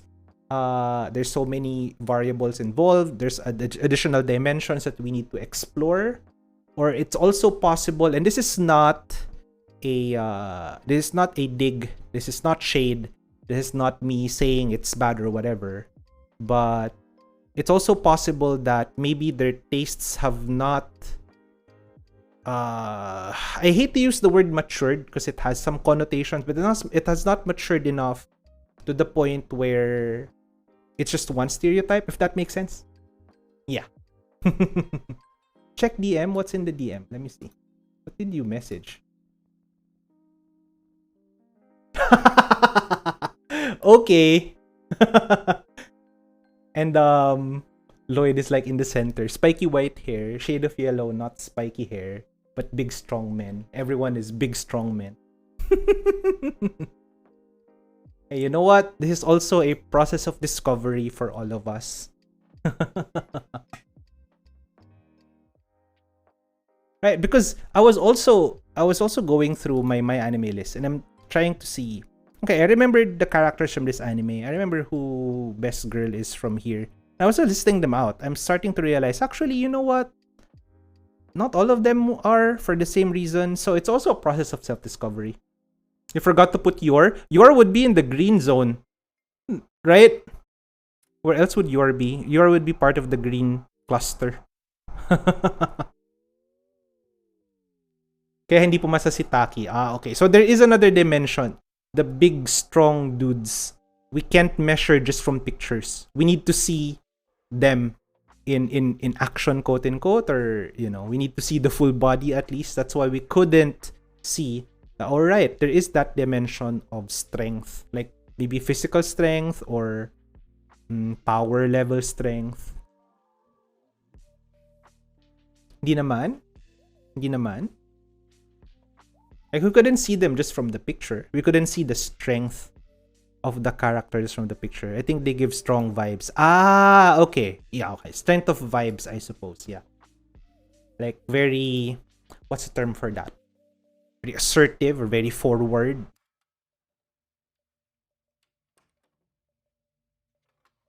Parang sila. Yeah, yun nga. They're assertive, very forward. Their personalities are very strong. Yeah. We couldn't see that from pictures. At least you have to pick for a specific... Yeah. Basically, green and pink are your go-to. Then blue is personality. I wouldn't say it's necessarily personality. Although, it's more of maybe the blues. You weren't quite sure. So you had to watch the show or play the game. And their personalities carried them to waifu status for you. The green and the pink, I think, if I show you another character that has the same characteristics, you might say, oh, that would be best girl from that show. But I do see that, at least from your sample set, Shiroyuki, from your sample set, I do see that it's also possible that it's similar to me, right? Like, I would watch a show, I would gravitate towards one person because of their aesthetics, and then as I watch the show, my pick would change because I also value personality. Of course, it's not just looks. So maybe looks wise, you're instantly gonna gravitate to those in green, those that are highlighted in green, and those that are highlighted in pink. You'll instantly gravitate towards them. Blue is spot on. Okay. And then as you watch though, it's entirely possible that your pick would change. Not necessarily the blues, nor any of the others. It would just change. Yeah. And also, actually, about personality, Shiroyuki, we mentioned also a while ago how in entertainment media, shows or whatever, and entertainment shows, games, movies, etc., right? It's inevitable that there will be stereotypes. And again, we should differentiate this from actual people because we can't stereotype people. Not because they look a particular way, automatically that's their personality or whatever. But in media, we tend to have these stereotypes because they're psychological shortcuts. They allow authors, publishers, developers, story writers, they allow their characters to capture you, right? Capture you immediately. Later, through the story, they could subvert expectations and such, but the character must look like the character must look like how they act, I guess. So there's a character language, character design language there. So the blues, the long-haired characters here, they might also share some personality traits too. But that's because their character design had to hint towards that personality trait. And it depends on the writer afterwards if they want to subvert expectations or not. Hello, Miku, you're just in time because I'm gonna do the 10 pull now. We just did Shiroyuki's best girl waifu analysis. But I had to use a different technique because at first I could not use the old training data technique. Instead, I used some sort of k-means clustering, like a derivative of k-means clustering. Okay. That was fun. Let's go over to the game so I could do the 10 poll. And then I'll end the stream. And then I'll think about later if I want to still stream after dinner. But let's do the 10 poll now. My game has been waiting this entire time. Hello, Zhongli. Yeah, you redeemed it. You're just in time because I'm gonna do the 10 pull now. Wait, I'll wait for the ad.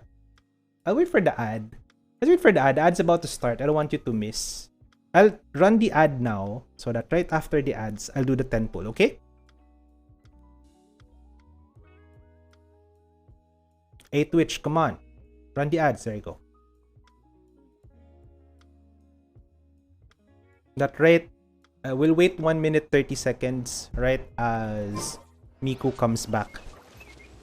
Then we can do the pull. I'm gonna mute my music because we already have music from the game.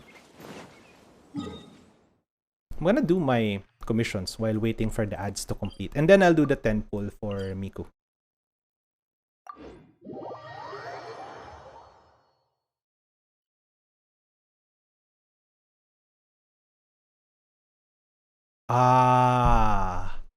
You know what, Shiroyuki? Waifus that have strong personalities and leadership qualities.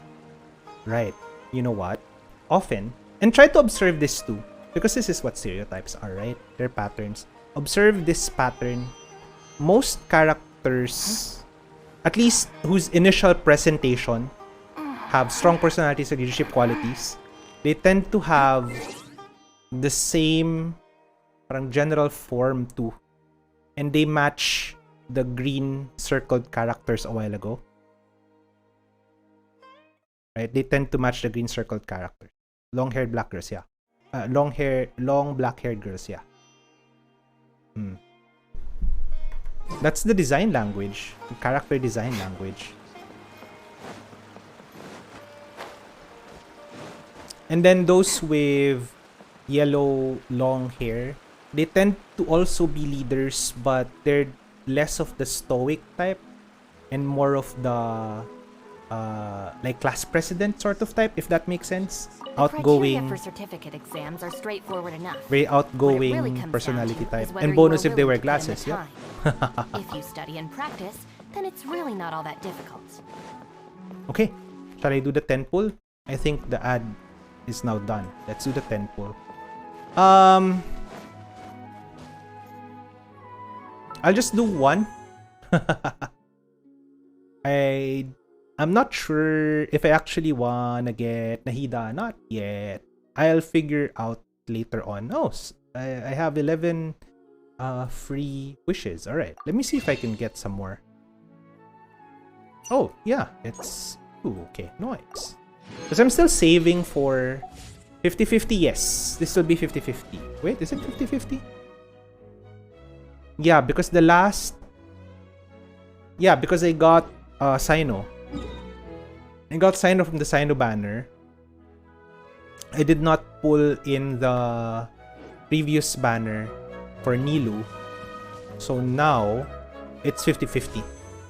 It's 50-50. Well, do we believe that we will get Nahida? Actually, I'm not sure. If Nahida wants to join my party, then go ahead. Nahida, manifest yourself.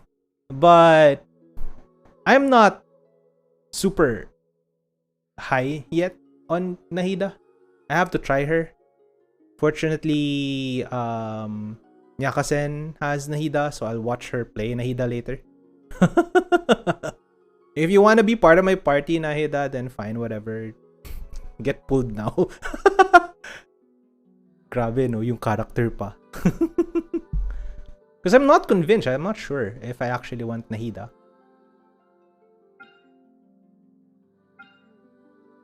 Burn the academia. I know, right? Who am I pulling? Nahida. Because I got the 10 pull redeem. Let me retrieve my Acquaint Fates first. You have been summoned. Okay.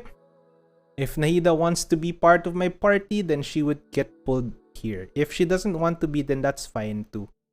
I will just watch Nyakasen use Nahida later and see if I actually like her in my party. Enough to actually actively try to pull for her. Are they like green filtered somehow? They look more green. The 4 stars. Anyway. We will attempt. Are you ready, chat? Are you ready? Do her trial first? Nah. I'll try. Yeah. I will do her trial later. You know what? You're right. I'll do her trial later. But the 10 pull has been redeemed, so I have to do it. Nahida, if you can hear me inside that dome of yours, I'll play. By the way, the Archon Quest. Maybe on Saturday if I don't stream again from now till Saturday. Tomorrow, I'm gonna see the dentist. If they do some procedure on my teeth that would disallow me from speaking, then it will be Saturday. But we'll see. I'm guaranteed Yai Miko. Nice! Nice. Okay, let's try. Nahida, if you want to join us, do so now. I'm gonna pull now. I'm not even gonna look. Okay, I looked. It's not Nahida. Aw, that's okay though. Do I need anyone from the 4 stars? I don't know if I need anyone from the 4 stars. It's still a free wish, I guess. Ravenbow. Skyrider Sword. Thrilling Tales. Is this my 4 star? Bruh, not Lion's Roar. Please. Please. Please, not weapon, please. C7 Bennett. Oh no. Please not a weapon. It's probably a weapon, huh? That sucks. That sucks. Seriously, Mihoyo? Seriously, Hoyoverse? Oh well. Oh well. It was 2 hours, limited to every 2 hours. It's not 1 per stream. I did not set it to that. It's more of, I'll leave it to chat if I will pull Nahida because I'm not super convinced. And whatever I save now, because I promised, right? Child banner. Child banner. I will reduce the cooldown and the cost for the 10 pull.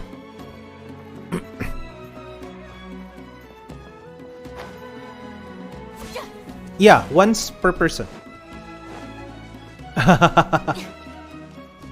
Only once per person every 2 hours. Since you redeemed at the start, it should be available again now. But I know that chat is saving for child. I think that's the plan. And I'm kind of saving for child too. I just don't wanna, you know, miss the banner because I'm at least partially interested in Nahida. I'm not as indifferent as with Nilo. Okay. I'll end the stream now then. Just check Twitter if I would be streaming again later tonight. Speaking of Miko, I have Miko. Miko's so cool. Is my graphics a little sharper now? Did I change my graphics settings? Why is my graphics sharper than usual? What's up with my graphics? Weird. My graphics look sharper, like intensely sharper. What happened? Like anti-aliasing is turned off. Hey, okay. Okay then. Hello SPTV. Thank you for the 10 pull. There we go. Okay. One more. It's gonna be for the Nahida. Nahida banner, right? I'm not gonna pull from anywhere else. One more time. As requested by SPTV. Not yet, not yet. Hasn't yet. Nahida hasn't gone home yet. This is literally my first time playing Genshin since last week. Because I was away over the All Saints, All Souls Day holiday. I was away, so I couldn't play. This is literally my first time playing. I guess Gambare makes sense. Although, I don't know. Maybe I'm not gonna get her because I'm not super interested yet. I'm gonna do the trials later. I'm gonna figure out if she's a better Dendro applicator compared to all of my other Dendro characters. Actually, I only have 2 anyway. If she is, then I might actively try to get her. But if not, that's fine because I'm saving for the next banner, which Chloe is extremely excited for, I mean. And I already mentioned in chat before. I already mentioned on stream before. If I'm gonna get child, I'm gonna make sure I will be the best child player. I already don't like child, so if I'm gonna get him, might as well be the best child player despite all of those other child wanters. Is she really better than 2 of them? Okay. I will check later after stream. Off stream, I'll play the trials and I'll see. But hey, 10 pull was still redeemed. Let's go. If Nahida wants to go home, then she will go home now. And it's fine too. I think it's perfect that we do another 10 pull. Because the first one was so disappointing. We only got a weapon, not even a character. Of these, who do I want the most? Possibly Razor. Because my Bennett and my maid is already C6. More than C6. Probably Razor. Eh? Shall we give it a shot? One more time. As requested by SP, we pull one more time. Will we get the little flower lady? We shall see. Oh my god, please. Okay. That was a gold. If that was gold. Please don't be a weapon though, at least. Come on. Please don't be a weapon. Okay, good. It's Razor. At least it's Razor. At least it's Razor. I know, right? So... the color of the purple thing looks gold. At first. Razor. Oh, I'm already C6 Razor. I didn't know. But anyway.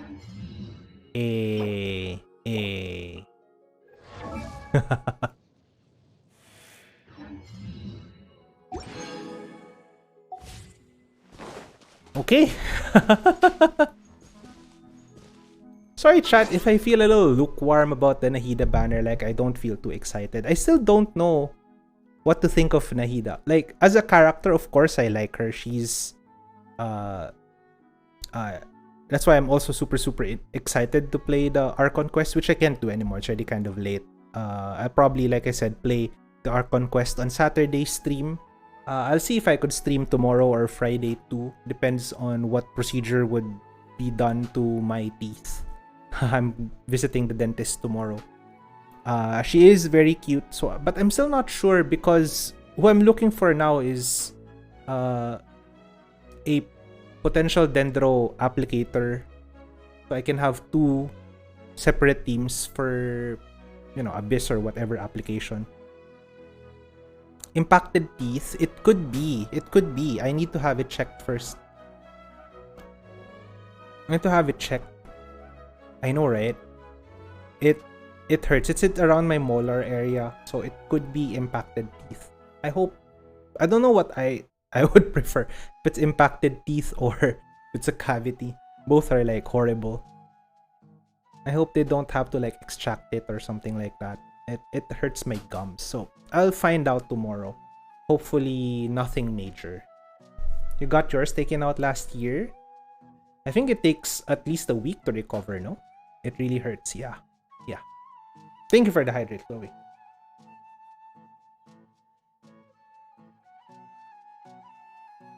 Nahida is a great dendro applicator. I have been told. So I have been told. But I have not played I have not played since last week. So I'll see later when I play her trials. I might be more enthusiastic about her banner next stream. Okay. I suppose we end the stream here for today. I'll see if I will stream again later tonight. Let me just... Oops. Ooh. I forgot to reset my classroom. Hold up. Okay. We weren't able to do much Genshin today, but that's fine. We'll do a Genshin stream later sometime this week. Drops are enabled, but since it's just chatting today and not Genshin, you were not able to get your drops. Apologies for that, but maybe later this week, I'll have a proper Genshin stream so you could claim your drops. I'll announce via Twitter when that would be. I hope the Saturday stream won't be affected by whatever they might do. What the dentist procedure might be for tomorrow. I hope it doesn't affect anything so I could still stream on Saturday, but we will find out. I'll also announce later on Twitter if I would still play later tonight, if I would still stream later tonight. I have nothing much to do today, so we'll see. But till then, I would have to say goodbye to you guys now. So let's see who we can raid for now. Who can we raid? Who's online today?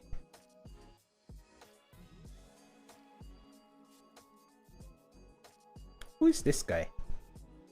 I have someone playing Until Dawn. I have someone playing Valorant. I have someone playing Don't Starve Together. I have someone playing Apex. Two people playing Valorant today. Interesting. Judgment. Who should we raid? I want to raid someone we haven't raided before. I want to raid Free That Boy Fushi. Let me see what this... Oh, you want to suggest someone? If you want to suggest someone, I could check out the streamer. Sure. Who would you suggest? I'll check out and see.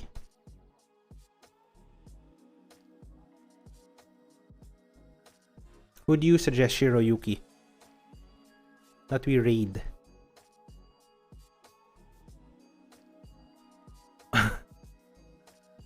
Steph O'Clock? Let me see. What does Step O'Clock do? Phasmo. Oh. Also a Filipino VTuber. Let me see.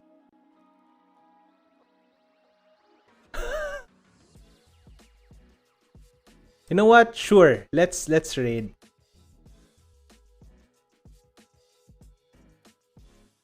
I'm a follow first so I could properly raid. I dare you. Oh.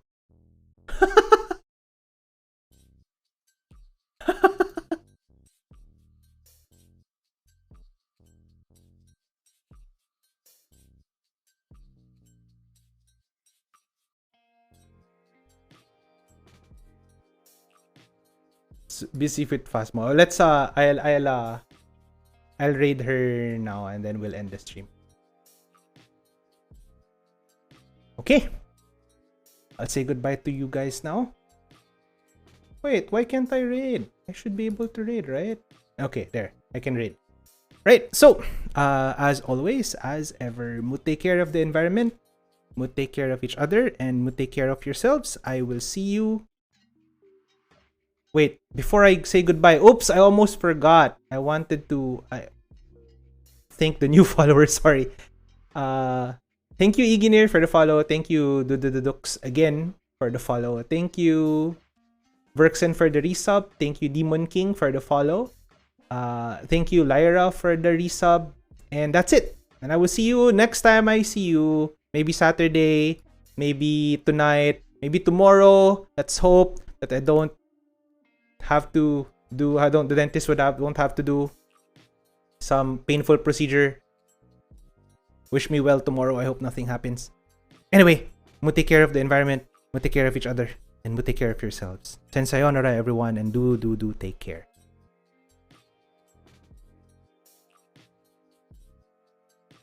Bye-bye.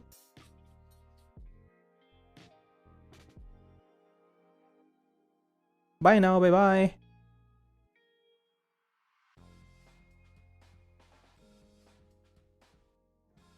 Oh, we don't have a raid message, but it could just be... We don't have a raid message, chat.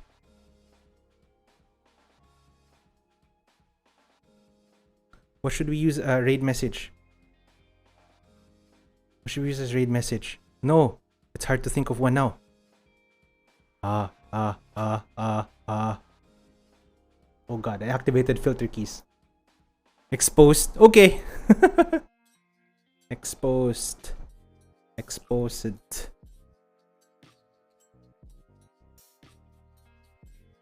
There you go. There's a raid message. Let's raid now. Bye-bye.